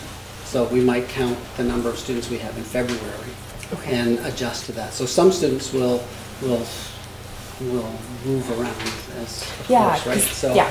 but it may be in the LEA. So for example, I'm most familiar with the LEA that we negotiated with Cowichan Tribes when I worked in that school district, because we haven't got to that point in our school district yet of how that funding flows. But if a student left the system, then the funding went back at the end of the year to the First Nation, so that the student could still be provided an education system through Cowichan's system, Cowichan First Nation system. But that particular detail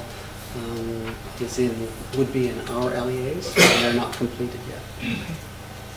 Thank you. Just to confirm, do we have a timeline for when our LEAs are likely to be? We're at the very end stages of our editing of our LEA with Tziminis, and our LEA with Nanaimo. Our first meeting to look at what it looks like next, and is May 1st. Okay. And we've tentatively said that we should have one ready for September. Excellent. So we'll see if we're able to do that. Excellent. That would be great. That would be good. And Snanaus has had said that they have no interest in an LEA. Karen has a question?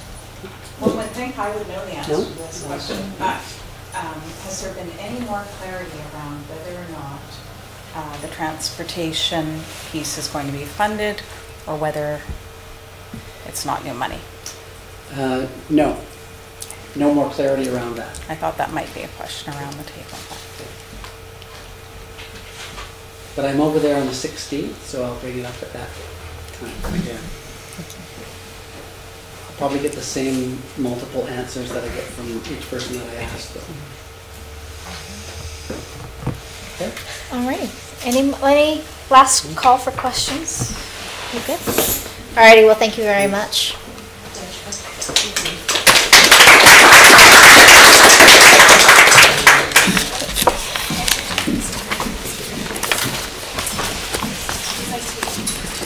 And I believe I'll hand the next presentation over to my left here, to Secretary Treasurer McFay. It's not a presentation, but I can just point out a couple of updates for you. On page 49 of your agenda package is a document that shows you the guiding principles for the annual budget process. So before spring break, we all worked on democracy, and we went through the budget criteria statements and prioritized them. So they're put on one sheet for you in draft form, and they can be included in your binder, and we can refer to them as we go through the budget process.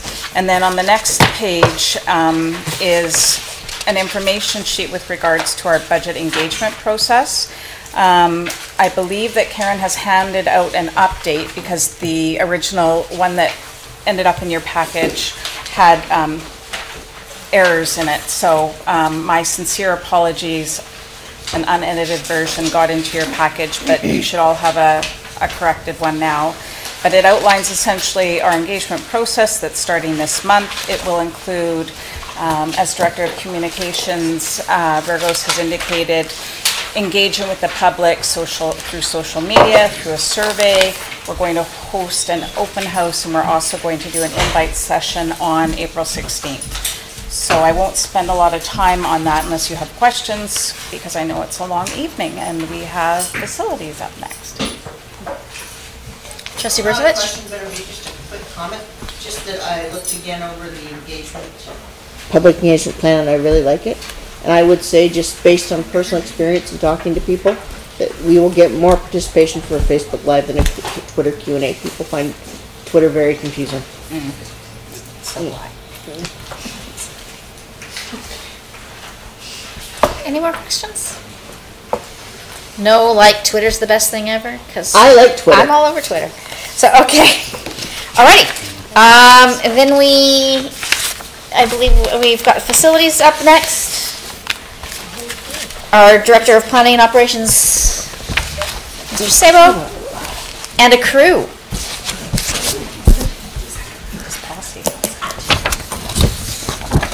Hi, Squeal. Enthupe, Quantacilum Nawa. Hello, my name is Pete Sabo. It's good to see you. Before I get started, I wanted to thank Mr. Cadwallader. It was a pleasure to work with him on the transportation portion of the presentation he just gave. But quite specifically, thank him for the text-heavy presentation that he gave, because typically facilities is the most text-heavy, and we've been working to include a few pictures and everything into it. So hopefully today you'll see a different presentation from facilities. I've brought tonight. I've brought with me 5 of the departmental managers. We're missing Diane Bunna, and I'll fill in for her portion of the presentation. You'll see these gentlemen, you won't recognize them immediately because they're wearing ties. This isn't typical of us. So I've had to wear a suit coat so I can be one up from them. And it's not typical, and Mike was checking Brian's shirt to see if there was a tag on it still.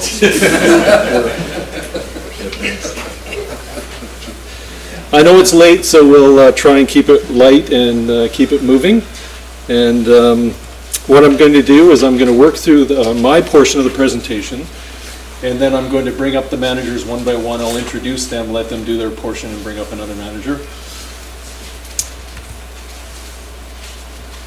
So just as a departmental overview, this slide indicates the was 5, but now for 18-19 is now 6 specific areas and facilities.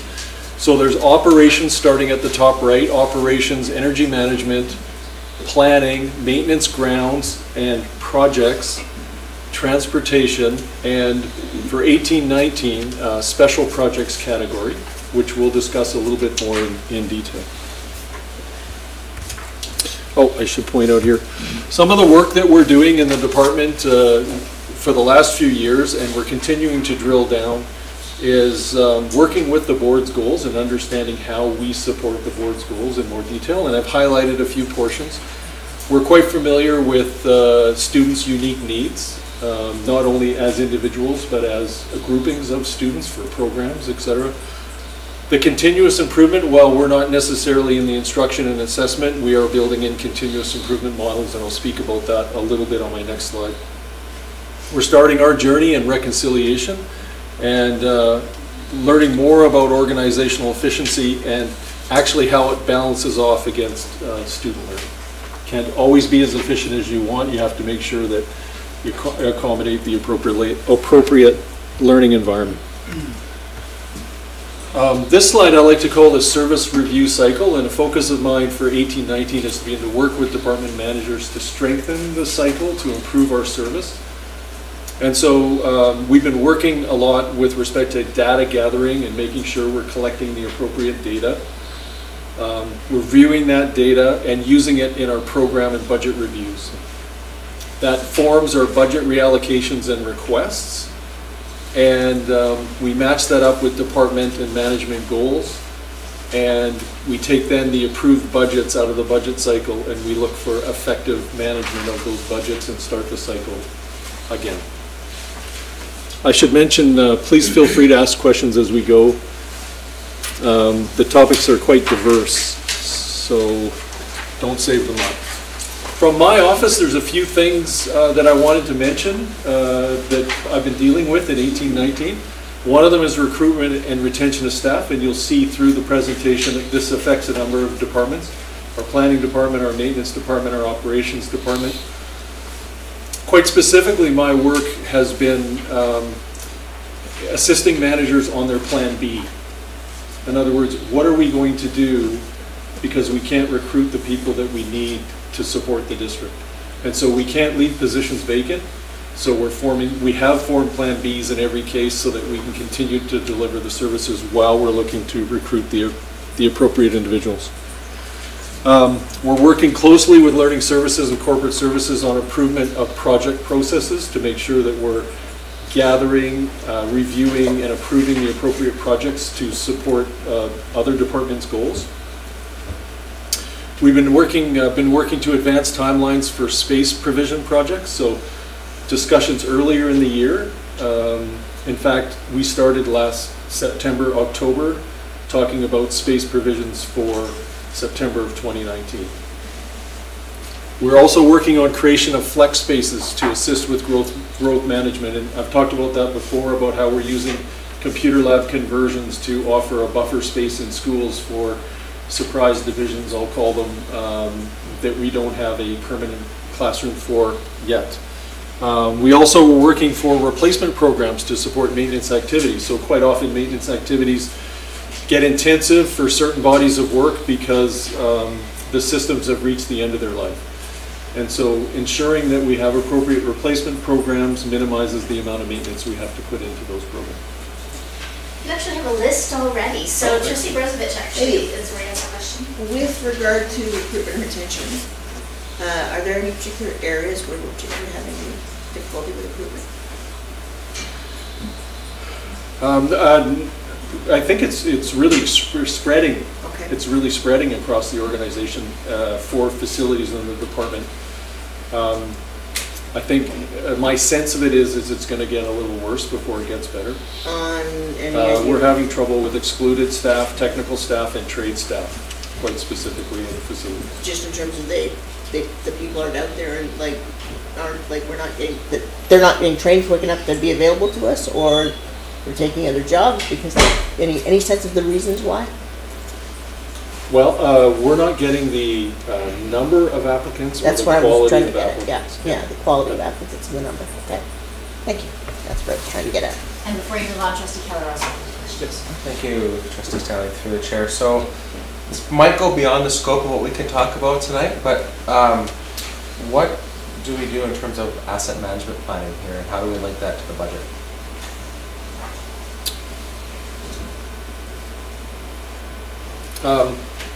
Facilities does a significant amount of asset management. We do that through our capital programs.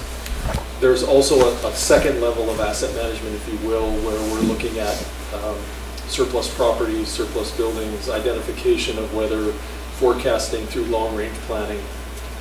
So perhaps I can ask you to be a little more specific.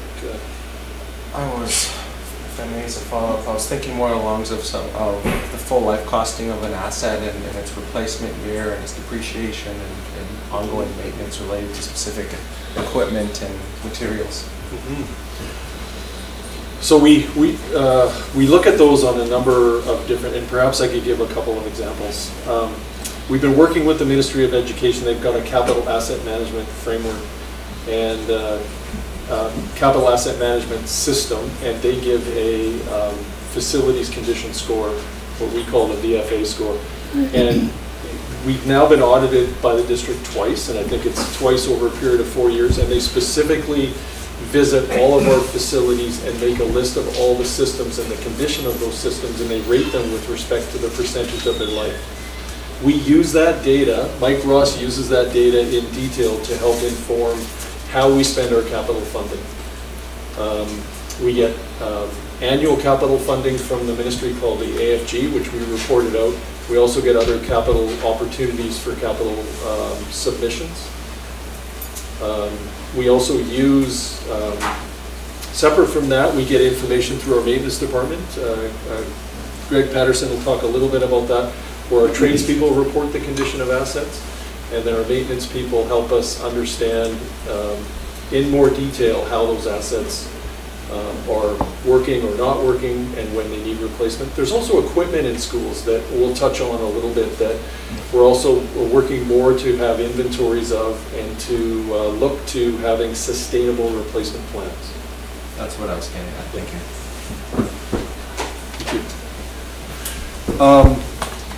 The last item on my list is the various supports for strategic planning and partnership activities, 5-year capital planning, long-range planning, various partnerships, various initiatives through district initiatives in various departments. Some of the budget work we're doing this year, we had an in-depth department budget review process where we asked every manager to take a look at their budget from 17-18 and come up with recommendations arising from how we did, how they felt we did, not only with meeting the intent of the programs, but how much funding was spent on those programs. We took those recommendations into account for our management of our 18-19 budgets. And we also got an early jump on what our 19-20 budget requirements were going to be and started initiating those discussions earlier in the budget process. Some of the other work was implementation of additional FTEs. So the district facilities was lucky enough to get over 4.5 FTEs in the facilities department, and we'll speak a little more specifically as to what they were in 18-19. And there's a little bit of work implementing those because we just didn't add the numbers back into the system. We reviewed the organization and made some changes to ensure that we were as effective as we could be with those additional staff. We also increased focus in every department on budget line management. Again, that's looking specifically at the budgets, how we did, how much we spent, what recommendations do we have in the future arising out of those budget lines. As you can imagine, in a large department, we have numerous amounts of budget lines. So we've had to do a preliminary review and then focus our efforts down on certain areas that were deemed higher priority.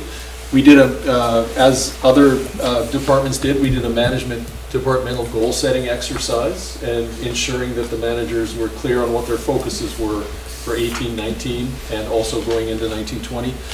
And we've been advancing our data-driven decision making. In other words, we're demanding more data into the system, into our decision making process so we can continue to ensure high value decisions are being made. Just touch on rentals. You may or may not be aware that this year we went live with our Perfect Mind rental software replacement. It's really a client management software. We still call it rental. We just begun to scratch the surface of it. The implementation is, the system's up and running and working. It looks to me like we're going to spend most of 19-20 with the continued implementation of ensuring that we get the maximum amount out of the system. Rentals also provides support for community school activities and of course coordinates rental activities with schools and departments. When asked for just a comment from a rentals coordinator, how are things going? She said, good, rentals are up. Now, I don't have data to back that up today, but could have that in the future. Now, I'd like to introduce, these are the topics that Dave Prevost is going to speak about, and I'd like to introduce Dave Prevost, our transportation manager, and I'll turn it over to him at this point. Thank you, Peter. Thanks, Dave. Sign aside. Yes. Okay, thank you. Good evening, everyone, and thank you for allowing us to come out and present to you tonight. Much appreciated. I'll try to keep mine short, especially this slide here, because I've already presented, Peter and I have already presented about the annual bus route review. So the annual bus route review for this school year has been completed as per AP 512. The one thing I do want to really stress about this is this process really allows for good management and continuous improvement of the bus routes. I really feel strongly that it's a really good process that we've got in place. So, you know, I'm really happy with that. So, review for this year resulted in one recommendation for this year, and I won't read. Like I said, I've already gone through with you folks, so you've got it all in your package. So that's how the review is done. Like I said, I think it's a great program that we have in place, and certainly our GPS, the Z-Pass Plus program that we have on our buses is a huge asset to us in this regard. So Dave, I should mention this is one of our attempts at continuous improvement, meaning that looking at the system every year, looking at the details of the system, looking at changes for this year, what's on the radar for future years, and then next year going through it again and making small adjustments so that we're not building up, you know, too much latent demand or ignoring any opportunities for service adjustments to be more efficient. Thank you, Pete. Yeah, for those trustees who were here last year, you'll remember that we did quite a few changes. So it was a good year to begin the implementation of this program. So thank you. Any questions in regards to the bus route review? Yeah, budget line management, a great deal of time, as Pete mentioned earlier, was spent on looking at 17-18, and a lot of the recommendations that came out of 17-18 were applied to this school year, and certainly made for some advanced discussions about 19-20 as well. Really great process. It was, I really appreciate it, and thank Peter for putting us through that. I think it was a really good one for all of us. So. Again, this work has been done through, budget forecasts, reviews and discussions. So, and as Pete mentioned, allows for better alignment between budget lines and our services that we put out. Repair and supply costs, we're really challenged with repair and supply costs. The costs have just risen dramatically. If anybody's involved in the transportation industry with diesel engines, you'll understand what I'm talking about when our costs to run our diesel engines has just escalated in huge ways. So it's certainly an issue that we have. So, and supply costs have certainly exceeded budget lines. Our district vehicles and equipment are aging. I won't read through that. But you can see that it's certainly aging, and I'll talk about the equipment and vehicle replacement in a moment as well. And 18-19 pressures will certainly see our budget lines expended in transportation, and I think other areas as well. And again, we're working to align the budget with our service requirements. Increased fuel costs. I think everybody can relate to this one if you drive a non-electric vehicle.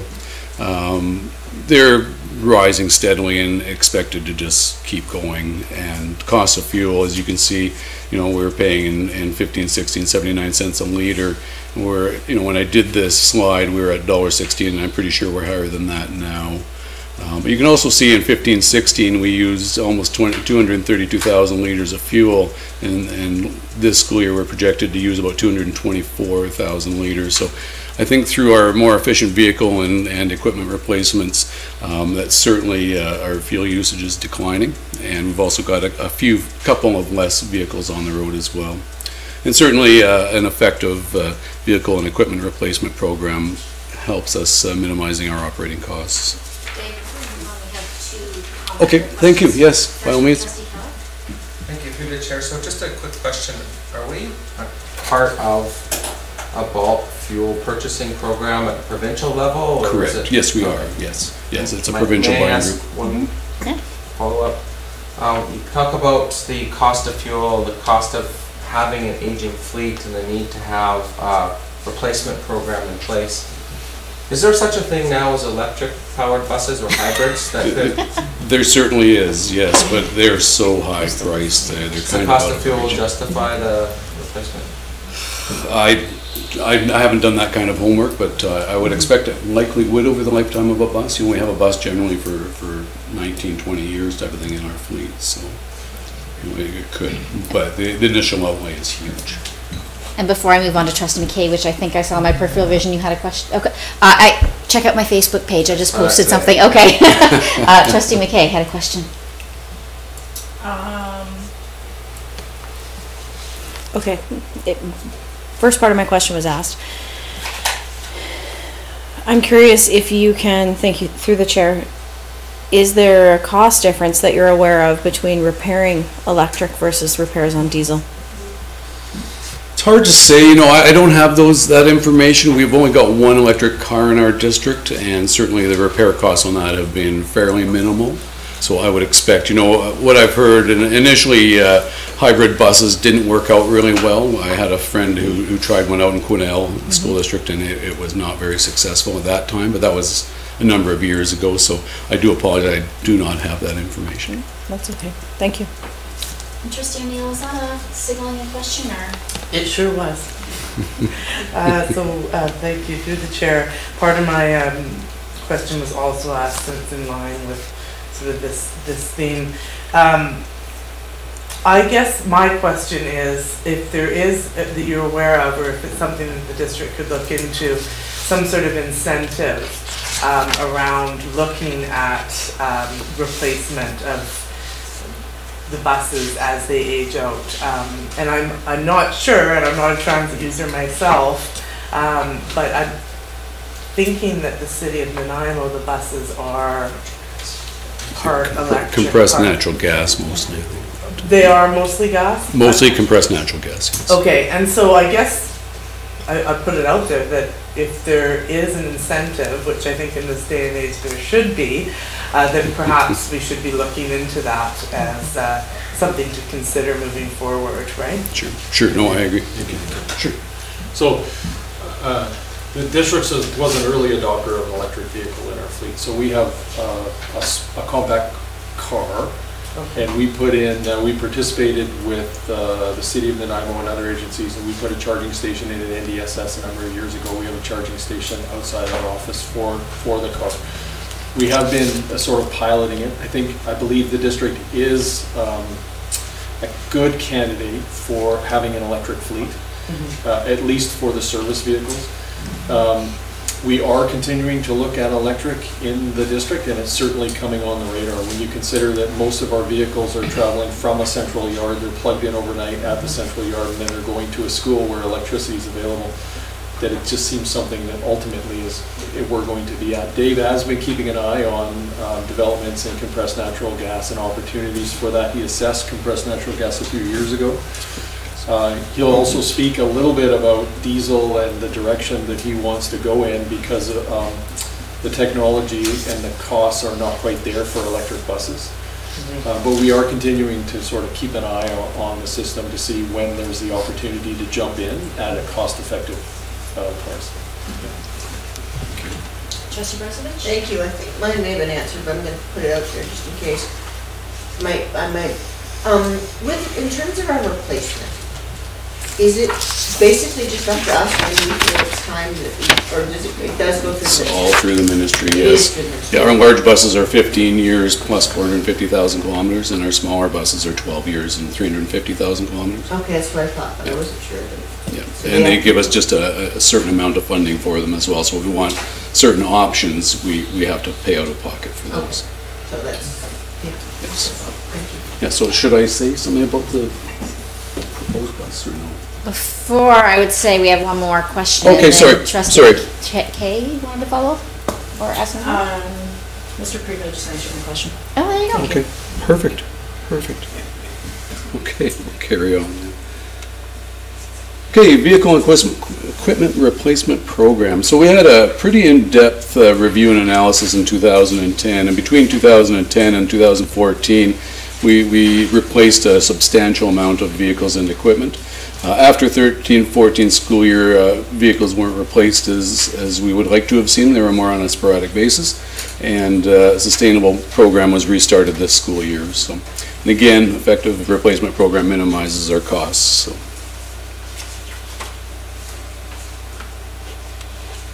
So Dave, sorry, you asked the question, should we talk a little bit about the bus? And so Dave did some great work earlier this year. We had a bus engine failure. Correct. On a bus that was 3 years from a replacement.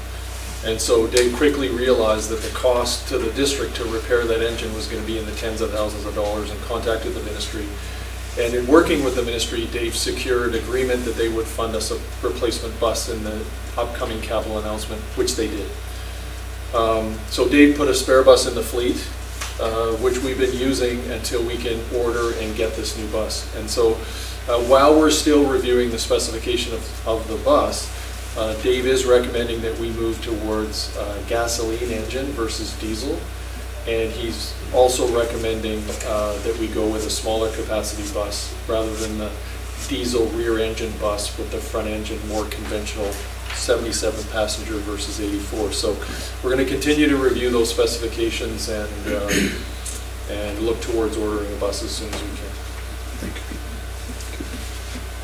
And before we move on, I'm not sure if we are, but this is something that speaks to me about something that there could be some advocacy at a provincial level from trustees via BCSGA. Now, we've missed our time for motions to bring forward to this year's AGM, but perhaps you could educate us a little bit at another time, and that we perhaps could, advocate at a provincial level about more environmentally friendly government incentives to encourage school districts across the province to engage That would in be those kind of- appreciated and probably needed. So yes, thank you.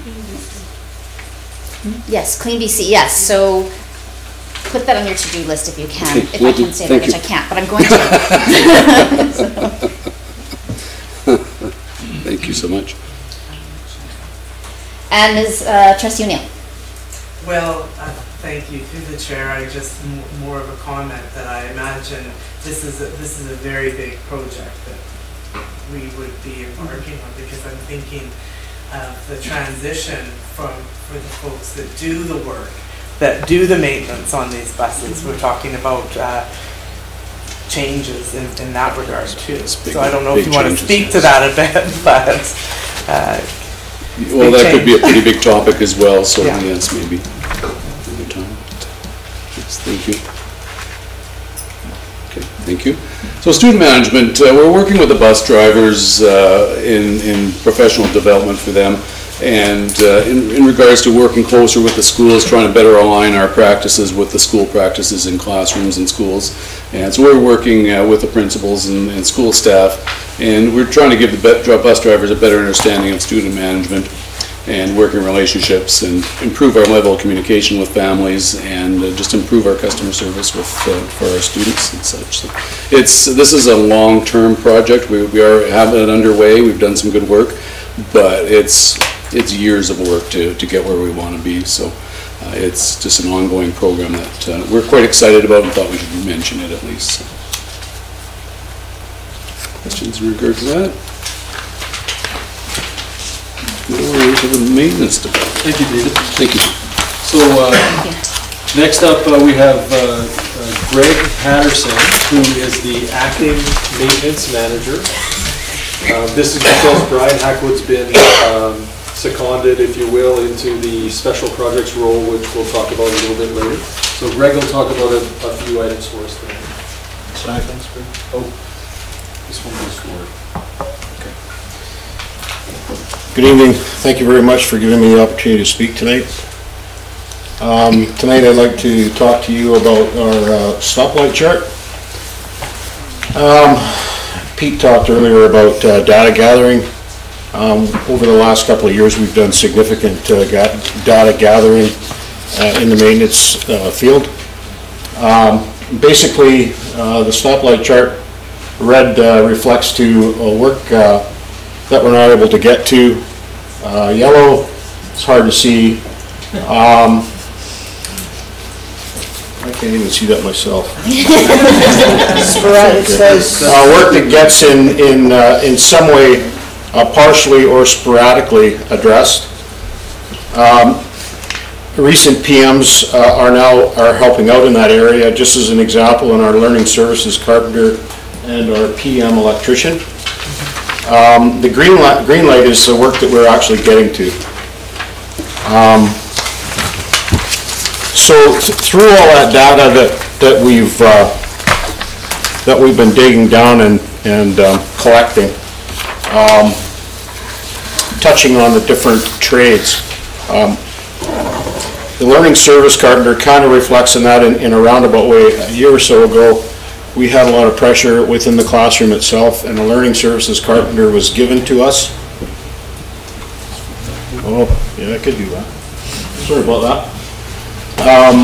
Anyways, through that process, that's helped significantly in the classroom itself, and we've been able to address all kinds of issues that directly impact the learning within the classroom itself. Through the learning services carpenter, you know, basically we've eliminated the backlog that was sitting in front of us. Also through that process, I talked a little bit about the PM there, which is the preventative maintenance, which I'll go on to now. Greg, maybe I can just, if you go back on the slide, maybe I can provide a little bit of background. So what the learning services carpenter has done in a way is it's given us another stream or avenue to deal with work requests that come in. So when you just have a body of people responding to work requests, you get a number of different kind of work requests. You get school-based requests where users will put a request in. And then you get like preventive maintenance items that aren't ringing your phone. They aren't a human being asking for it. These are building systems that require maintenance. And so what Greg is referring to is we actually have a carpenter that's helping with school classroom requests. So there's a stream where we gather all the requests and we assign it to that one carpenter. We have a separate body of workers now that are just preventive maintenance based. And that way we can gather both types of work orders and we can understand where we're deficit versus us trying to prioritize fixing caulking on a window than somebody ringing a phone about an issue in a classroom. Thank you for that. I'll move on to the next slide. So on the preventative maintenance side, with the electricians, we were fortunate this year we were able to add a full-time equivalent to that. We started that position in March, I guess it was around the beginning of March. So that typical electrician, what he's going to do now is he's going to go out, he's going to address all of our PMs. We've got a lot of regulatory inspections and what have you that need to be done. That's first and foremost on his list, and then after that he'll be doing routine checks. Could be one sec here. Inspections for lights. It could be security walk tests throughout the building. All kinds of different avenues have popped up through these PMs. We were also given an opportunity to inject an HR technician into our system also, and we've had a real difficult time recruiting, which Pete had mentioned earlier. Recruitment's been huge. We've had a couple of guys in, we thought we had them, and it failed. So anyways, through that process, we just keep trying, and hopefully we're going to be able to fill those positions. What we've done in the meantime is we've augmented, and we've got an outside contractor now doing our maintenance work in our schools. And we started that about a month ago, and we're moving up to our 5th school now. And we've got 2 separate contractors doing that. Greg, if I may, Trustee Barron has a question. Thank you, Sure. Chair. I'm just trying to understand the information that you're presenting. Thank you. So I guess it is sort of 2 interconnected questions. So maybe I'll ask one and see.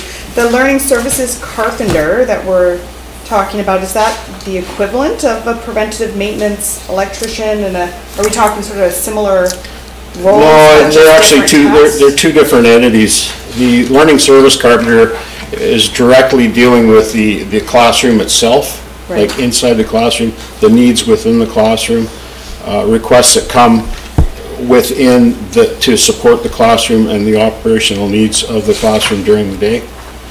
The preventative maintenance side of it is like walk tests for the electricians, emergency lighting, just to mention those 2. It's totally different, but there's a lot of regulatory stuff, like on the carpentry side of it. We've got fire extinguishers, we've got crawl space inspections that we like to do, gym inspections, to mention a few. So they are 2 different entities, so, for sure. What I'm not sure is shining through in Greg's presentation is that we had an initiative to put a carpenter in specifically tasked for learning services. We call them learning services, but they're classroom based. So now those work orders don't have to compete with true building preventive maintenance items. If you're very customer service oriented, you can spend a lot of time responding to directly what that customer is saying to you on the phone and not to your building maintenance items. If you're not customer focused or you don't have the staff, you can spend a lot of time on your preventive maintenance and not have enough time to deal with the classroom request. So this initiative saw us separate into 2 streams. Now we can gather data on will one position satisfy the classroom needs and how many positions do we need to satisfy the regulatory needs, and that's part of the data gathering process. We've seen enough success with that that maintenance department now is applying that same organizational change to our electrical department and to our heating department. And so as we add staff back, we're specifically tasking them with different streams of work so that we can ensure we've got a good balance in the district as to how our efforts are applied. That answers my question, thank you. I was just trying to figure out how we're differentiating the roles. I have seen in the schools how this model has been successful. So I appreciate that information. I guess just to give us some understanding, could you tell us how many of each, we have the preventative maintenance electricians, sorry, the carpenters, how many carpenters are there all together? I'm just trying to figure out the ratio of total carpenters versus, and that's my last question. Sorry. Our operating system itself has got 1 general foreman and 7 carpenters. Thank you. Okay. Yeah. So like Pete spoke to the 2-stream process, I mean, that's huge. Because now with the learning surface carpenter, he's basically focusing all his efforts inside the classroom. We're not pulling him out to do anything else. As far as the PMs are concerned, again, we've got the 2-stream system again. Like that PM trade person, who whatever it is, they're going to now focus specifically on PMs, right? And the other electricians, HVAC, plumber, whoever it is, they'll focus on their jobs. So, you know, basically in a nutshell, we've got all of these highs that we're not getting to. So by injecting in the electrician into the system now, you know, we're able to do a considerable more work basically. And we're able to address a lot of these regulatory inspections that we're supposed to have done that we're not able to do. So it makes the school safer. So I'm just looking at the time before we move on, and we are time limited when we have to end, so we have at this moment like 30 seconds per slide. So I'm wondering if we could do a few things. One, save questions to the end of the individual presenter's presentation and then ask your chosen ones then. And maybe if we could try to kind of keep this focused a little bit on with regards to budget intentions, that might allow us to move forward too. I know it's impossible to modify in middle of presentation, but if you can, that way we won't, right now we're at risk of not getting done. We'll be fast. Yeah, and then maybe trustees can keep their questions related to budget related issues too. Sure. Sorry, and so on that note, Trustee Keller, you had... I can wait. Thank you. Okay. So this basically speaks to the preventative maintenance electrician. Down below there you can see some of the things that we do and that we are focusing on right now with the preventative maintenance electrician. And you know, basically in a roundabout way, it's a win-win situation for the work that we're doing in the schools to make the schools safe and to be you know, on par with regulatory works that we are supposed to be doing. This is a slide on our preventive maintenance HVAC. Work requests typically completed, however, preventive maintenance has been falling behind. Again, this is because of recruitment. Addition to 1 FTE expected to allow completion of preventive maintenance each year. Again, recruitment. Department is currently 2 staff short, and we're augmenting. I mentioned that earlier. This slide here speaks to operations versus projects. I'll try and be quick with this. Basically, it's a tug of war. You know, in past years when we had to facilitate the new contract for the teachers, and we had all these different classrooms that we had to come up with. 2 summers ago, we went full-blown with no maintenance at all working through the summer. You know, we've learned from that, and now we've got a pretty good read on it.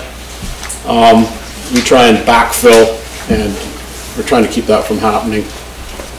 Recruitment, again, is an issue there, so we're doing the best we can in that department. This speaks to some of the things that, and some of the pressures that we have under operating and also capital, AFG and local capital.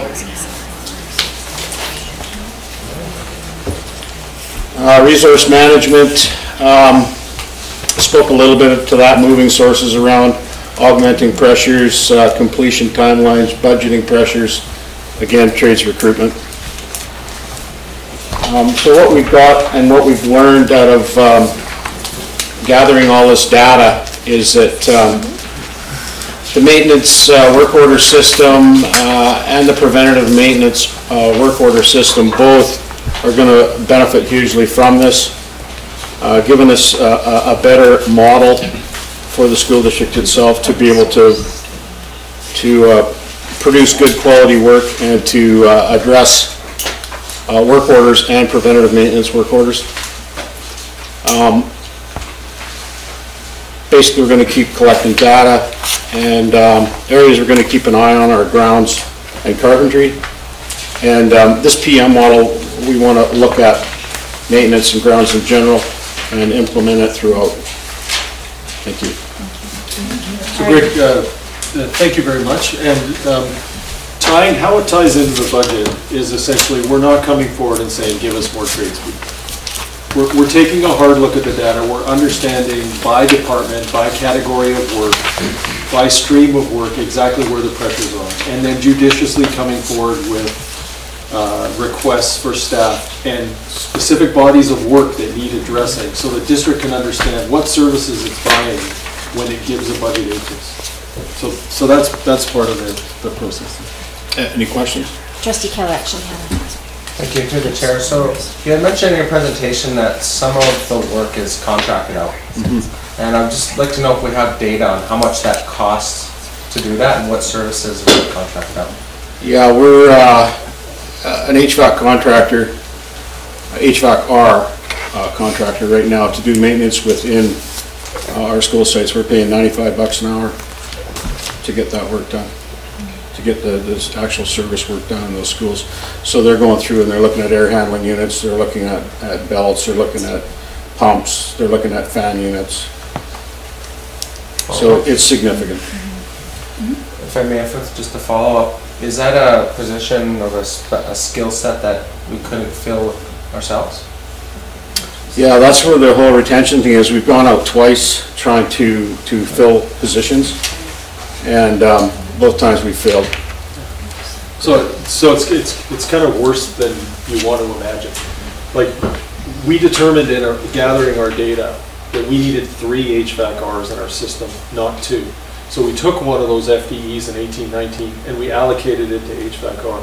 But we were having trouble populating 2 positions in HVAC-R. Now we have to populate 3.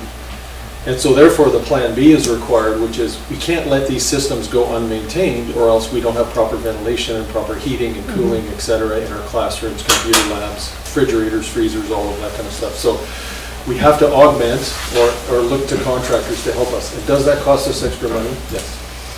So that's why recruitment and retention is a big issue with it.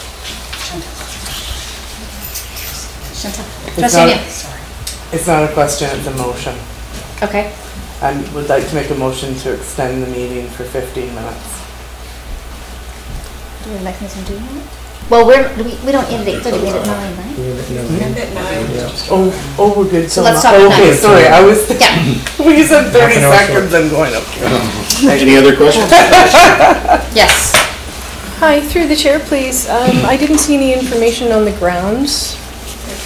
Were there any significant concerns? You know, grounds is kind of coming up here as far as our data base is concerned that we've been collecting. So, you know, over time here, we're gonna get in on that. Yeah. So, you know, it definitely needs, and there are some areas that we can, I'm sure we can do better on, but I don't have that information in front of me. Yeah. So just to follow, absolutely, there's concern about grounds. Our grounds have systems built into them, just like the building has systems. Those system failures cause us maintenance issues and capital replacement issues, as do other departments and other systems. So we're looking at them all, but understanding that the district doesn't have the depth of funding immediately when required. So we're judiciously looking at those systems and coming forward and allocating appropriately. Thank you. Thank you very much. Thank you, Chair. Thank you. Thank you. So the next section is the operations department, and Diane Bunny couldn't be here today. Unfortunately, she's ill with a virus. So these are the topics I'll touch on with the operations department. And it's unfortunate she's not here because, as with the other managers, she's done quite significant work. We have a cleaning goal in the operations department, and that's to hit level 3. And level 3 is on a scale, a US scale of cleaning from 1 to 5. 1 being very clean, 5 being not so clean. We've been recommended and we've chosen 3 as a cleaning goal. Every year we have 3 schools inspected twice. And we choose different schools every year and we use those pre and post inspections to help us understand the level of cleaning in the district overall, and also get a third-party perspective on our cleaning. So we're not the judge of our cleaning. Those recommendations are used to inform adjustments at the schools, district cleaning practices, run reorganizations, and professional development, among other things. Currently, we believe the overall cleaning level in schools is around 3.9. So we have a long way to go to our goal, and we continue to strive to do that.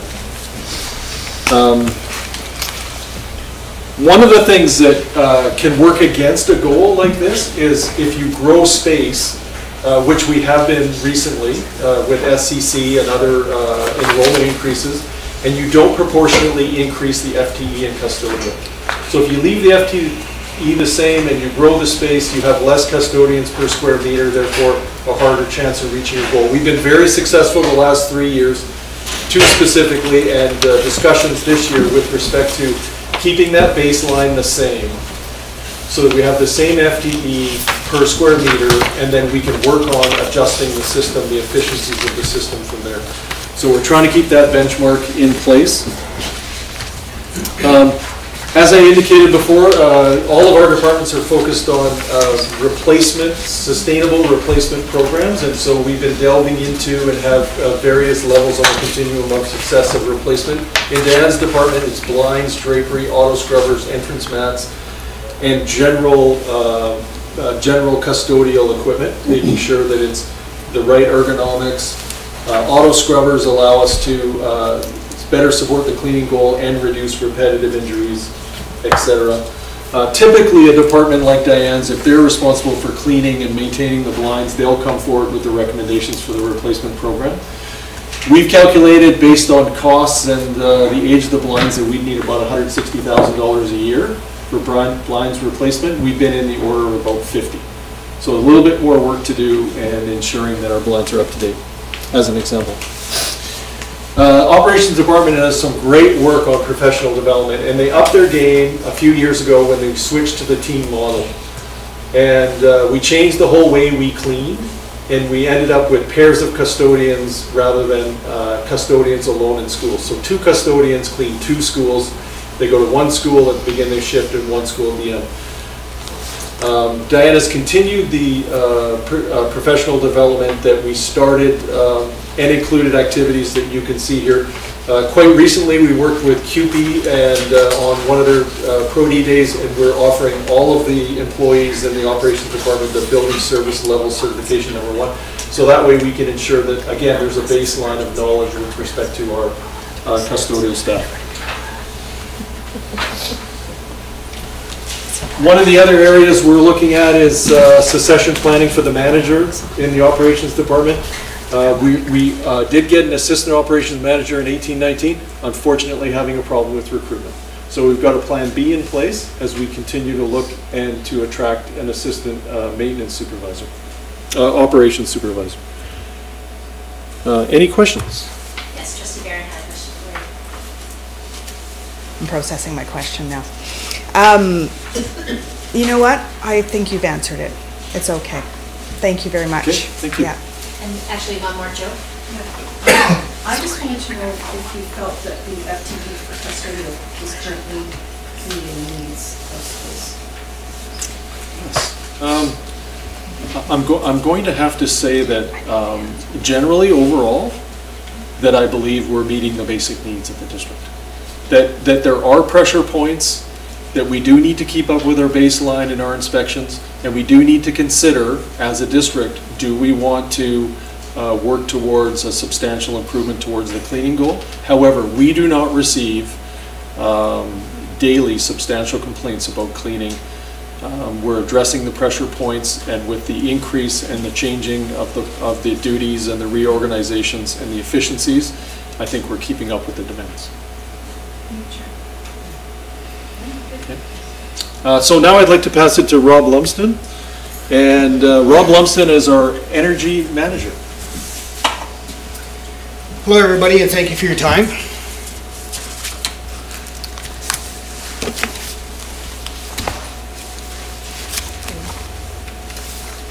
Right click. This button goes forward, but opposite. Okay, Strategic Energy Management Plan, or SEMP for short, is a 3-year plan registered with BC Hydro, and it's updated annually, usually in September. It sets energy targets, lighting upgrades, heating upgrades, behavioral programs, and long-term goals.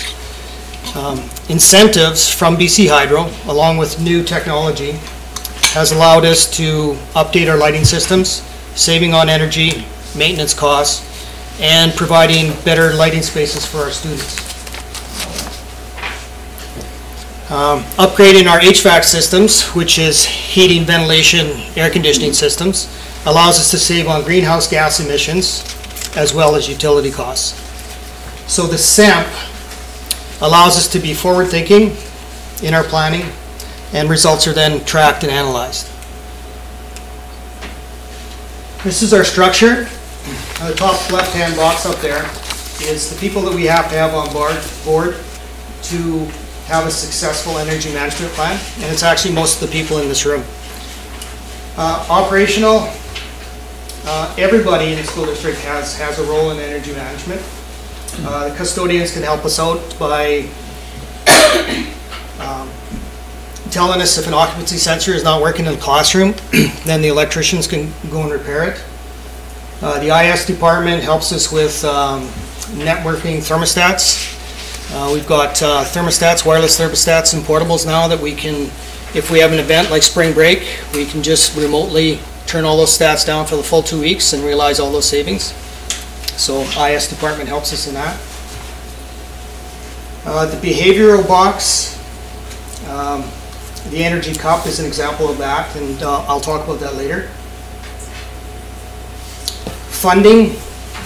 Our department receives funding from the annual facilities grant, incentives from BC Hydro, and actually the energy manager position here is partially funded by BC Hydro, and so as such I am responsible for the SEP going to them, and quarterly reports as well.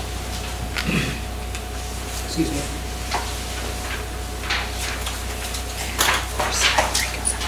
So this is a pie chart of the budget from last year. You know, I'm going to make it simple. There's pressures on all areas of this budget right now, and I'll just go to the next slide.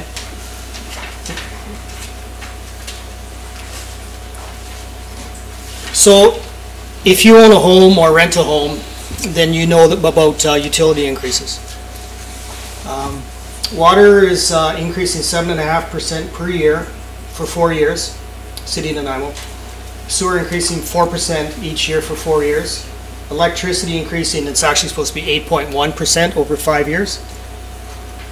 The carbon offset is increasing $5 per ton until 2021 when it'll be $50. It's $35 for this year, $35 a ton.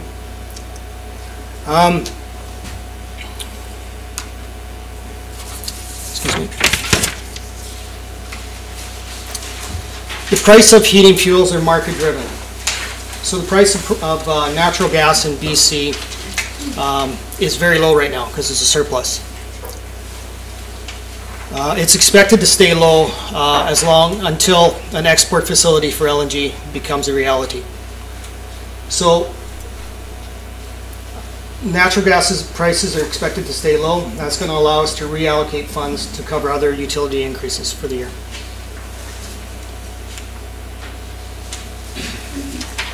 Cumulative savings to date. So total energy cost avoidance in our buildings as a result of our initiatives. So since 2003, we've avoided paying $9.5 million in utility costs because of the initiatives we have done. So those initiatives would include lighting upgrades.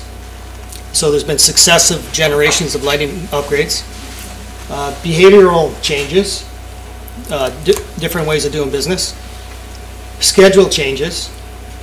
So we have some massive HVAC equipment in the district, and if we can reduce the run times, we can recognize energy savings. HVAC upgrades is another way to realize savings on natural gas or electricity.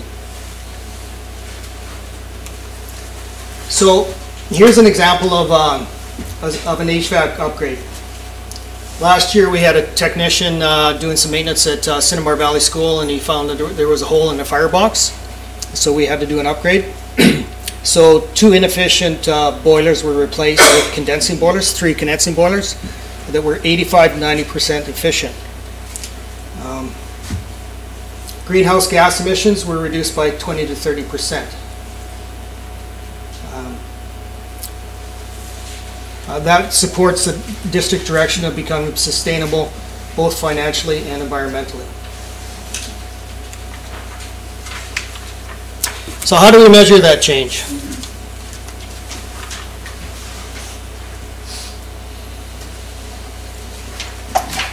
This is a slide from Puma, and it's a utility measuring site that we use, or service that we use.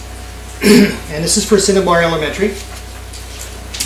It's for 4 years, from 2015 to present.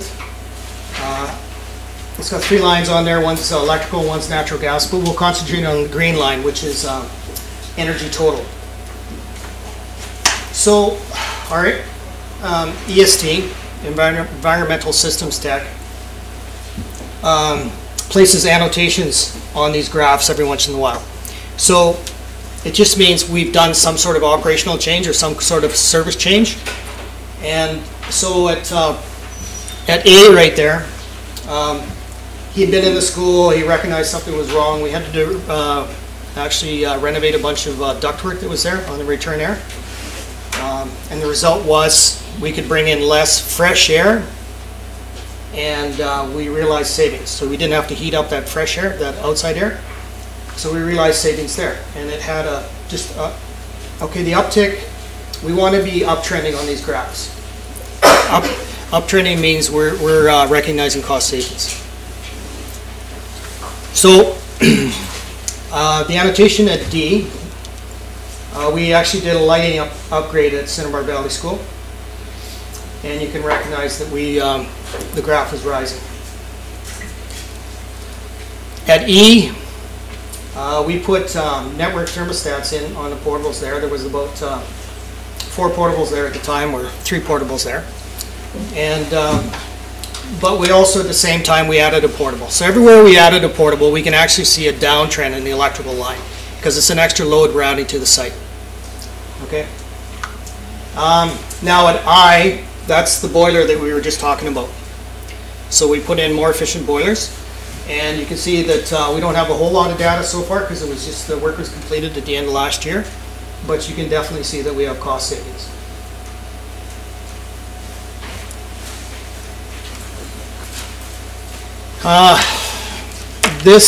My EST, my partner, brought the slide up. I think he's colorblind. That's but really, we're comparing at Cinnabar Valley Elementary again.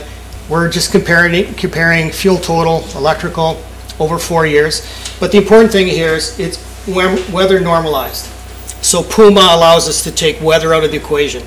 We don't have to worry about, okay, when I was last winter really cold and wet, or was it a warm winter? The data is already compensated for that.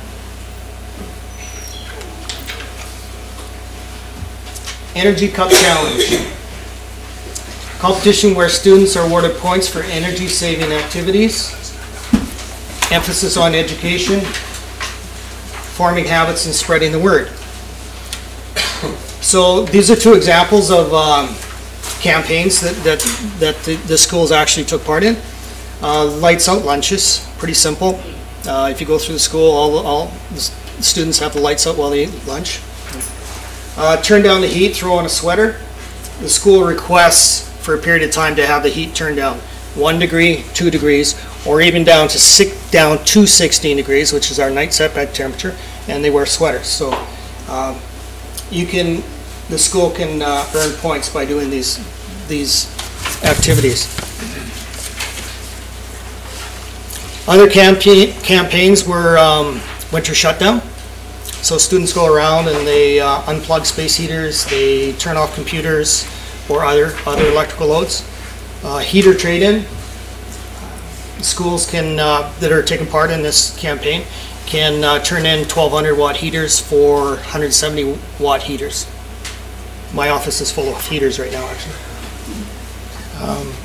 One other challenge, or one other campaign they did was schools presented to schools.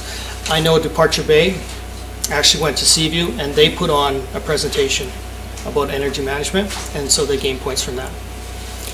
So the competition just finished. The winners do know who they are. The communications department will be putting out a communication about it later on.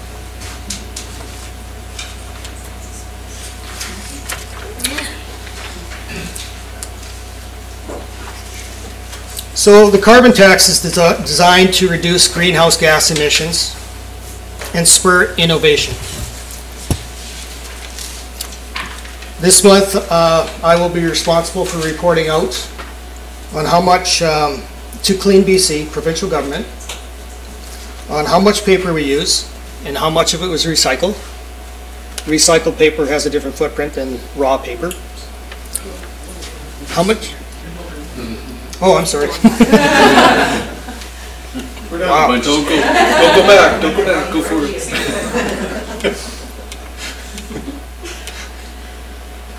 You keep talking. I'll catch up.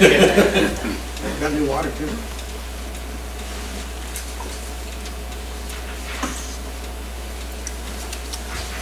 So how much diesel we use in our buses, trucks, and tractors? Buses are exempt, but we still have to report out on them. How much gasoline we use in our vehicles and lawnmowers, how much electricity we use in our buildings, and how much heat we use, or how much fuel we use to heat our buildings. From there, our carbon footprint is calculated, and we'll be required to make a carbon offset payment. So last year it was $90,000. This year expected to be over $100,000. We are able to apply for funding through different venues for appropriate projects to reduce our carbon footprint. So an example of that is a heat recovery project that's almost completed, Hammond Bay. So what we did is we redirected an effluent line from the RDN wastewater system into the school through a heat exchanger. And we're able to absorb consistent and reliable heat from the effluent, so from the sewage. Okay, and from there we have 2 water-to-water source heat pumps to heat the school. So it has been estimated to reduce the carbon emissions of the site up to 78%. Interesting project. And Rob, just to add, those savings will keep coming now because when we do the proposed addition to Hammond Bay and increase the size of the school, it'll be predominantly heated by the effluent and not by other means. Okay. That's it. Thank you for your time. I have a question, and frankly, I don't know where it goes, but I know it doesn't, it might go under project planning. But it's definitely not special teams. So why don't I just wait till the end, actually? Because I thought it was in this category, but it's not, so I'm just gonna. Okay, well, at the very end, we can wrap it all up with any questions. Thank you. Thank you, Rob. Thank you very much.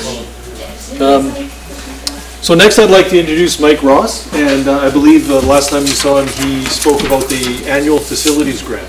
And so Mike will tie more of his work into the annual facilities grant presentation.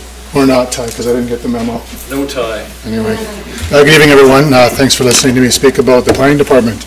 I want to share with you some of the goals that I'm working towards this year. Okay. It's that one. Okay. So I've identified 4 areas that I'd like to work on this year, improvements. Some of these are in progress, need refinement, continuous refinement.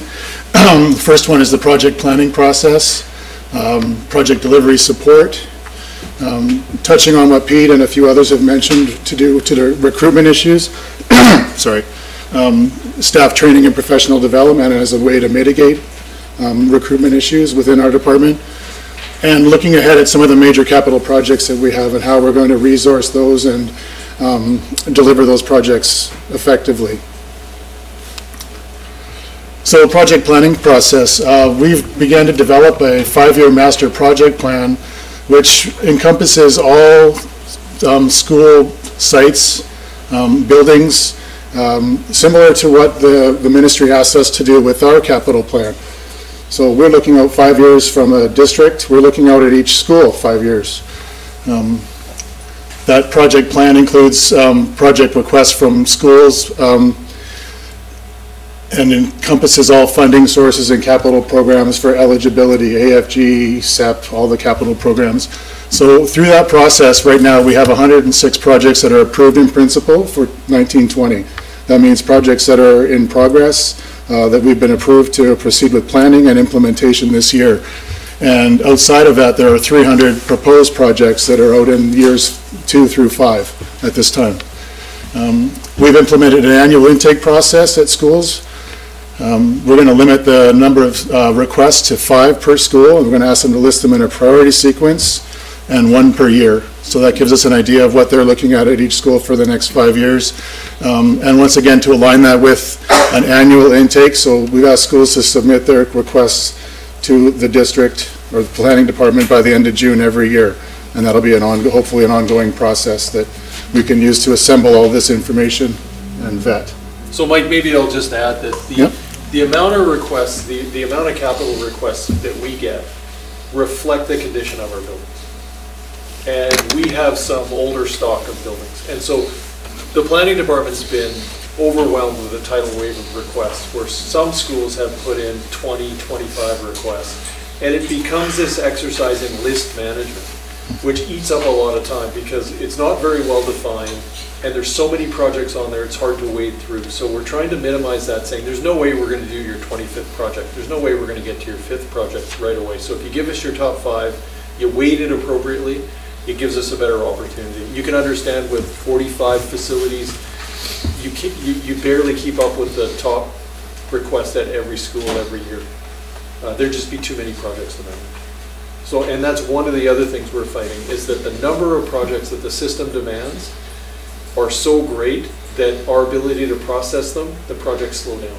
So now we're looking at, Mike said, how are we going to align our resources? And to make it worse, we can't recruit some planning positions. So we're really caught right now with sort of getting that alignment correct in the project area. Thanks. And also in doing that with the schools, we'd like to implement that to all the district departments as well. So learning services, corporate services, IS, our own maintenance department, so we can assemble that list on an annual basis instead of a continuous intake, which gets mind-boggling. The next goal for our department is to enhance our project delivery support. It is challenging given our recruitment issues, but it's an ongoing battle to align resources with demand for project work, managing the 5-year master plan, and also our department is involved with project management, so reporting out budgets for ministry projects. The AFG requires an annual reporting mechanism. I think Trustee Keller mentioned it earlier with the VFA and the FCI. So all the projects we do through AFG have an FCI component to address building condition, and that gets reported back to the ministry. Training and professional development, this is something that I've been working on with my staff as a means for recruitment or retention of employees that are here, to provide opportunities to enhance knowledge and skills, extra software training, project management courses, something to enhance their skills, not only for the employee, but it also benefits the district if they can do more.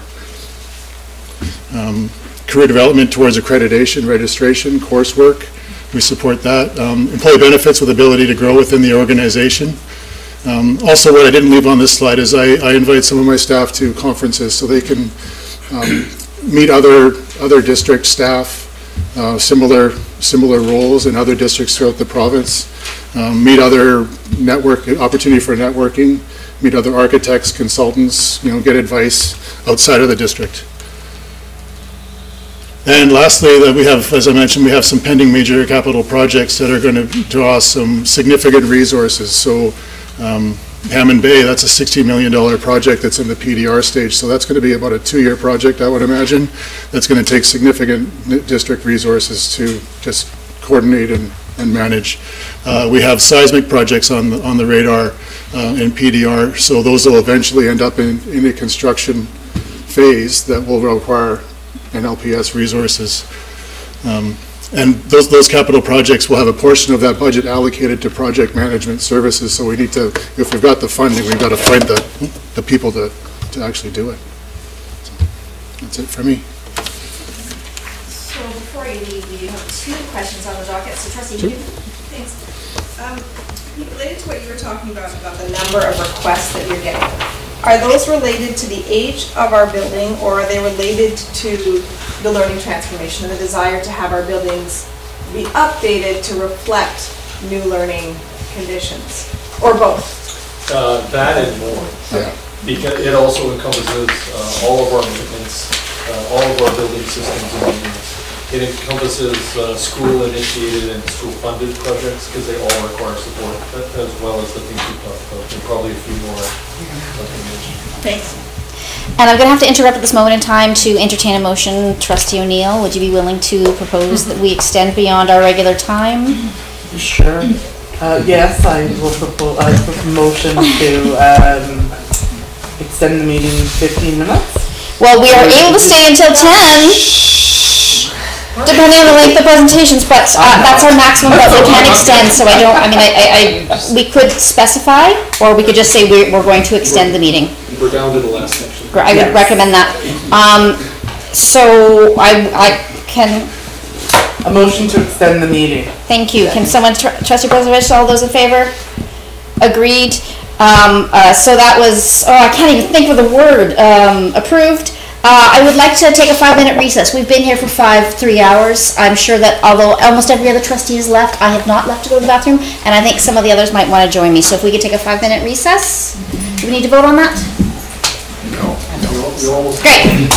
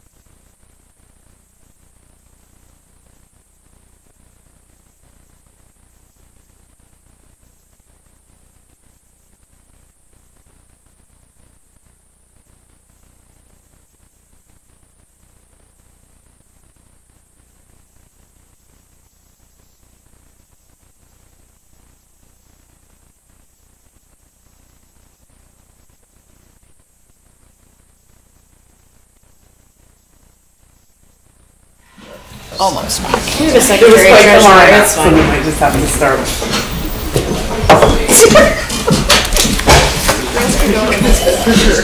Well, it's actually what we're waiting for. This is why we're friends right here. You can go. Where's that? There he is. On the other side. It's also nice that Through the chair? Yes, we're ready to resume as long as everyone's back mentally and physically and okay. So it's my, we have one last section. My pleasure to introduce Brian Hackwood, who has changed roles for the majority of 1819 to help support the planning department. And so we've saved the interesting little project for very last, and the biggest man for last. So Brian, you've got 90 seconds. Good evening, everyone, and I'd like to thank you for allowing me to be the last presenter. So, as Pete mentioned, I am the maintenance manager, but I've been pulled down into facilities for the last few months now, and specifically to look, because of retention, because of recruitment problems, not being able to get any facilities planners, backlog was becoming horrendous, so I was specifically brought down to get through some projects. I found one of our retired planners actually dragged him kicking and screaming out of retirement, and I've been working with him for the last I guess this is since last September now. Time flies. And so his name's Glenn Williams. Him and I to date, we've done about 50, we've actually managed to process about 57 projects in the time we've been down there.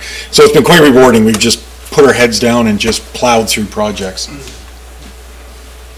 So these are some of the projects. There's a few different types I do. I do what we classify as emergent, which is different than emergency. Emergent is more stuff that's just kind of popped up. Emergency is stuff that's flowing in at the last second, and it's an emergency. And just had one today. So it's fire at Brecken. Brecken in the corridor, then City of Nanaimo, and this might be something to think about at home. City of Nanaimo thinks, but they haven't proven it yet, they think there was a tote, it was full of Christmas stuff, and in that tote was one of those little ringy-dingy little things with lights on it, and it had a 12-volt battery pack in it. It looks like that exploded. And it set the tote on fire, and the tote was sitting in a bunch of with a bunch of plastic stuff around it stored in the hallway of all places, and it set all the plastic on fire. So we've got a restoration company, and there was just one heck of a mess. So that's the sort of things I've done. I've done lost claims like the Franklin Street gym fire that came up, the protesters over at Rutherford, that was handed over to me. Program-based stuff, strictly learning services stuff, so you'll see the moves that happen to Woodlands, the learning alternatives being moved to Woodlands, the studios that are being worked at Woodlands. Some other little strange ones, you know, the Rutherford recertification, that was a strange one after the protesters were in there. Things like the Brecken enclosed covered area that's fully as a result of people camping out under the covered areas at Brecken School. So I've been just... Sorry, I should say, one of the things Brian's done is not only helped address some of the backlog, he's also another stream for projects, but he also, because he's got the ability and experience in managing emergent loss projects, fires, etc., he's acting as a buffer and not interrupting delivery of other services from the planning department and the maintenance department. So they carry on day to day, and Brian can address some of these projects that pop up on the radar. Yeah, great, thanks, Pete. So I've been involved with the space projects that's going on. That's actually, it's for the time I've been here, I've seen nothing but declining enrollment in closures. And for the first time in the last few years, I've first experienced with actually increasing enrollment and actually seeing us grow.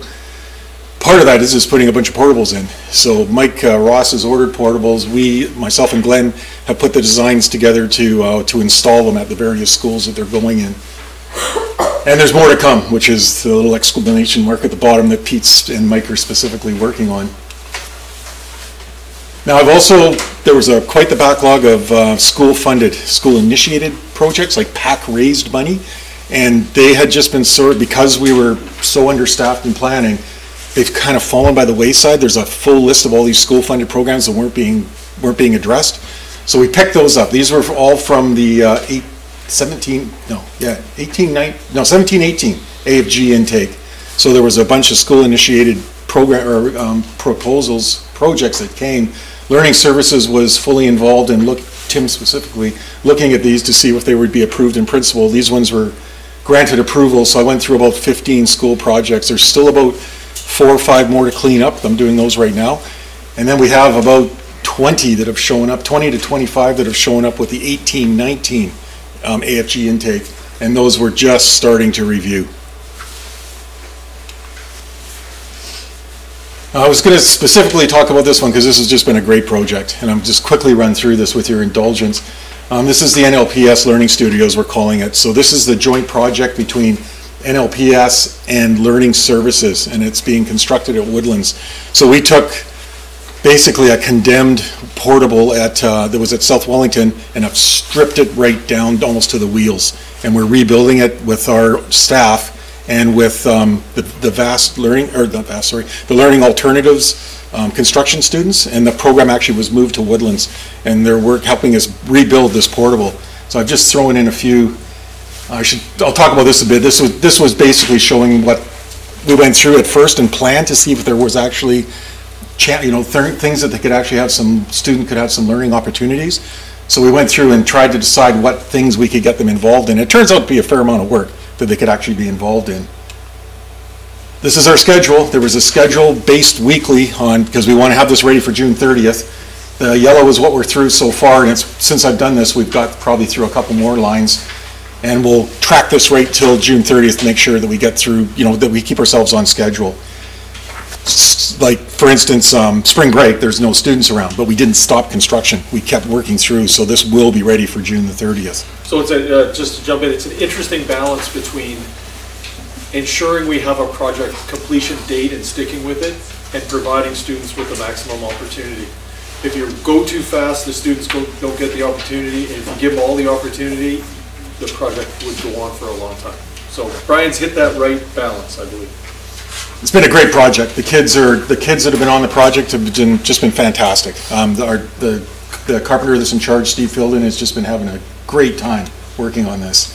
That's the new roof that was going on. We had the kids up on the roof. We have all our protection there in case there's any work-safe people standing around. Now this, Dale, I'm not sure how I get it to play. It's like on my laptop I can get it to play, but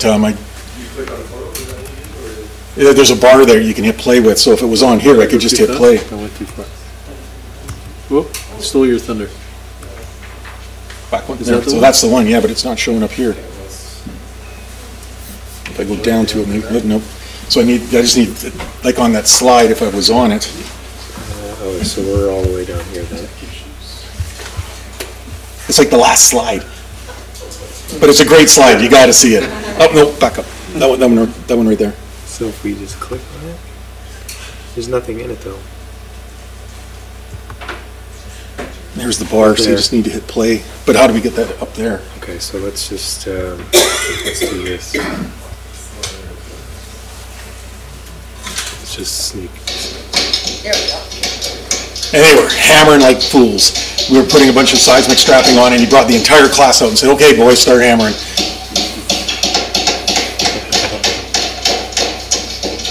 I think the count was somewhere around 500 nails. None of them could move their arms at the end. Okay, I'll bring it back. Okay. Right, so then you can have your screen back. Okay. So that's what it's going to look like. We had these rendered prior to the approvals to actually get a good look at what the changes are going to be. You probably remember the old portables that are just got the little windows in them. You can hardly get any light in. These have 6 huge windows, almost floor to ceiling. It's just going to be, it's quite the improvement to a portable. And this is now I'm moving on the screen and not up there. Yeah. Help.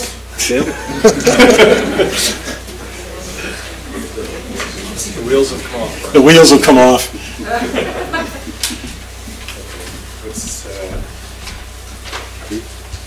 Oh, I see. This is your next one? Yep. Okay, so let's just resume from here then. Try that, see if you can go. Yep. So we're trying to, and again, this is more learning services than it is me, but it's an open classroom concept for the furniture. So that's a concept, but that's what we're trying to work towards. Learning services together with purchasing is looking at coming up with a final plan in there. It's also going to be fairly I wouldn't call it high tech, but there's a lot of availability for connectivity and all the devices that may be in that room. So it's quite a bit more advanced than our old portables. And the next steps specifically is portables. We'll have this done on June 30th. I'm starting to work on the planning now for the next one. The next one's actually sitting at Woodlands. And hopefully the things that we've learned from this one, we can incorporate in the next one. Thank you. Got a couple of questions here. Trustee Brnovich. Thank you. With regard to particularly these learning studios, my recollection when we agreed to try to pilot this was that these would be the kind of thing that we could move around as we needed them, correct? They are portable. They are portable. Yes. So, I know that we don't put ramps on portables until we find that we need them, like unless we have a sense that we have to. How do you do that and then still be able to move the thing? Is what did you want? Sure. The ramps are used. We put the ramps on after the portables put in place. So there won't be ramps built at Woodlands. Right. The stairs won't even be put on at Woodlands. We won't put those on until we actually set it in place. Gotcha. That's how they do it. Okay. And so this portable isn't any more or less portable than the old. That's what I was looking at the stairs and seeing the stairs already there and getting confused by how they work. And so that's a bit of a diagram. In fact, the construction of the stairs aren't going to be out of wood, and that's one of the incremental improvements that we're making. Gotcha. And, okay. Yeah. Okay, Trustee O'Neill's on there for a budget-related question. I think so. I've got a dollar sign here. My notes. So thank you through the chair. I'm going to refer to the 15 school projects that you talked about. Yes. For 2017/18. So do these fall under one of the previous presenters talked about the sort of ranking your 5 priorities per school? Are you sort of applying that in this case as well? And then or is this a case of sort of catching up, like sort of parallel projects? So planning the 5 per year on a move forward basis and just catching up on these outstanding ones. And then last part of that is the money already there for these 15? Like, we're not talking about new money. This is old. So I'll talk about. You can talk about that, and I'll just talk about the existing. So the existing ones, they're just catch-up. The 15 that I'm working on now. Okay. So we've had 20 new ones come in, and then there's going to be intake on the newest. With the 5. The newest, and then Pete can probably better explain how the newest ones are being handled. Sure. So Brian's scooped up, he's gone through our system and scooped up all of the school-funded projects, and he's through 15 of them. He's got about 5 more that are approved to be done. So school-funded projects often require a substantial amount of facility support. Somebody's got money and an idea, and we have to work to make sure that we can put that in place. Quite a bit of assistance from the school. However, they do take resources. So the next intake is going to be June 30th. And we're going to lump those school-initiated projects in with all the projects. And so we didn't bring an example here. However, what we're trying to do is to show all the proposed projects at any particular facility so that we can understand how we're going to work our way through all the priorities, not only at each school, and how do you balance some of those priorities, but also district-wide when we sum up the whole list. And so I'll give you an example. So just recently, we published a list of all the approved projects at a school. And there's a particular school that has a lot of projects going on. There's 8 projects going on at that school for 1920. From a new portable to facilities, upgrades, grounds infrastructure, electrical infrastructure, just a significant amount. The principal calls me and says, I've got a PAC project, I want to put X and do this, and which requires planning. And we're saying, like, look, we've got 8 at your school that we need to get through in 1920. We need you to prioritize that on the list for next year, and so that we can make sure when it's approved, we have the staff forces to actually make it happen in a timely manner. Thanks. I just want to focus in on the notion of continuous improvement for a moment. The teacher in me feels the need to make this comment, which is a comment, and I apologize. So, I just want to say how there was an abundance of information, and thank you for it. And when I first became a trustee and we embarked on a school closure process, one of the things that I asked for was the cost of maintaining the proposed closed buildings against an average cost of maintenance. And the response was, you don't really keep that data. And I think you actually had to go through old orders, like by hand, and so to get the information. And so I just want to comment on how much growth I've seen in how you guys are operating this department over the years. It's been a short period of time that I've been here, so to see the tremendous amount of growth where it's gone from really being a department that seemed to be reacting to needs to one that has all this amazing planning in place that's really using data, and most importantly, the strategic plan to focus your energy and attention. I just really want to commend you for the growth that I've seen and the way that you guys are using data and focusing on a strategic plan. It's really impressive to see all the work you're doing and the importance of the work and how much it is related to, directly related to student learning conditions. So I applaud you and thank you for the information. Thank you. Here. And I'd love to end on that note, but I finally want to ask my question. So having been in the situation of a school being flooded due to an extreme weather event, not in this district obviously, from a budget perspective, do you have the capacity, probably financially, to address risk reduction with regards to extreme weather events or climate change? So forward thinking, we know that urban centers are going to be the biggest impacted. How are you situated to engage in risk reduction and address climate change in other ways from a budget perspective? Are we, supporting you enough to do that? So, boy, what a huge question, and I think that has ramifications on the entire district level. I guess off the cuff, I would say that on the hierarchy of items that need attention, it's pretty high on the scale. Like, we're still sort of in the trees trying to solve some pretty basic issues and get our work alignment. Risk reduction absolutely plays part in all of our discussions. Mm-hmm. When we're talking about what system gets funded, we're talking about which ones are most at risk and how are we going to address that. However, pure risk management exercises are not something that we have an abundance of staff to look at. However, they are entwined into most of our discussions. Do we have a district-wide, what do you call them, risk reduction plan for all departments? Risk management, risk enterprise. Risk enterprise, no, I don't believe so.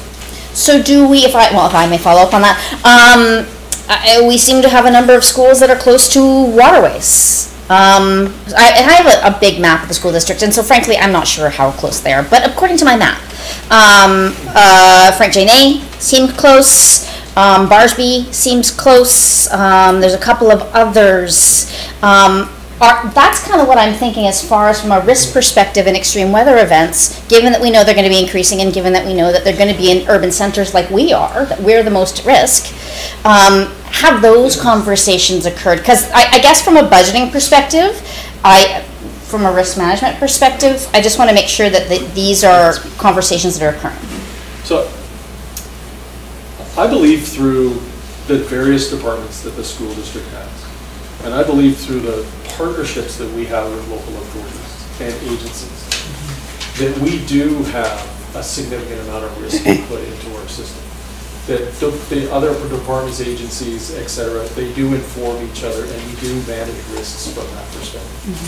Mm-hmm. My comments are strictly that we don't have that more formalized process. But for instance, we have worked closely with the city of Nanaimo on risks, say from the dam collapse potential from John Barsby and the impact on Barsby. Brian did a substantial amount of work with the school staffs on how to manage a potential incident like that. We've done mock EOCs at the district level in terms of how would we handle an emergency if there was something very significant that would happen, and actually put it into practice and call in and connect with City of Nanaimo and as we get talking, I can think of other things like we approved a pilot project for prioritized post-earthquake reviews, and so we're working with an engineer who has of some repute in the province with respect to putting sensors in schools, calculating the rating and understanding what what the impact of a particular earthquake is. And it's a pilot right now, but we're looking, if it's successful, to roll it out to other schools. And that's another risk, harm reduction plus better plans to reoccupy buildings, etc. So it is going on in the district, perhaps maybe more sporadic than we'd like. Well, in the next 4 years, ask a lot of questions about climate change facilities. So, Trustee Higginson? Well, just sort of build on that. I think one of the things that we were talking about is a bit different than our ability to react to events. It's our ability to plan to avoid destruction, for lack of a better term at this time of night, in those events. So we know this is coming, we know we're going to have raised waterways, we know we're going to have it at some point, because it sounds like what's happening right now in our department, in our facilities department, is a ton of work, but also what we heard was an ability to not really meet the current needs. And I think for various reasons. And I think at some point, we do need to start doing preventive measure planning when we have, hopefully, we're not reacting and we're being preventative. So I think that over the course of this term, it would be good for us to start looking at that in a more proactive, long-term view. Having a river run through your high school is a really nice. That didn't sound good. So I've seen this, and, in Gorge Creek. And so that's one of the things that I just kind of want to throw out there is from a budgeting perspective, I'm very aware that, that to manage that, like Trustee Higginson is suggesting, but forward thinking is something I think that we should be considering. And yes, as does Pete, so should we let... Just wanted to make a 30-second comment. Yeah. I wanted to thank the managers for all their work they do in the facilities department, and I specifically asked them to come tonight to represent their department's work. You often see myself speaking about their work, and they're at home enjoying their families, etc. This case, I asked for a command performance so you could see their faces and understand, and I just wanted to thank them directly in front of the trustees for all the hard work you do for the district. Thank you. I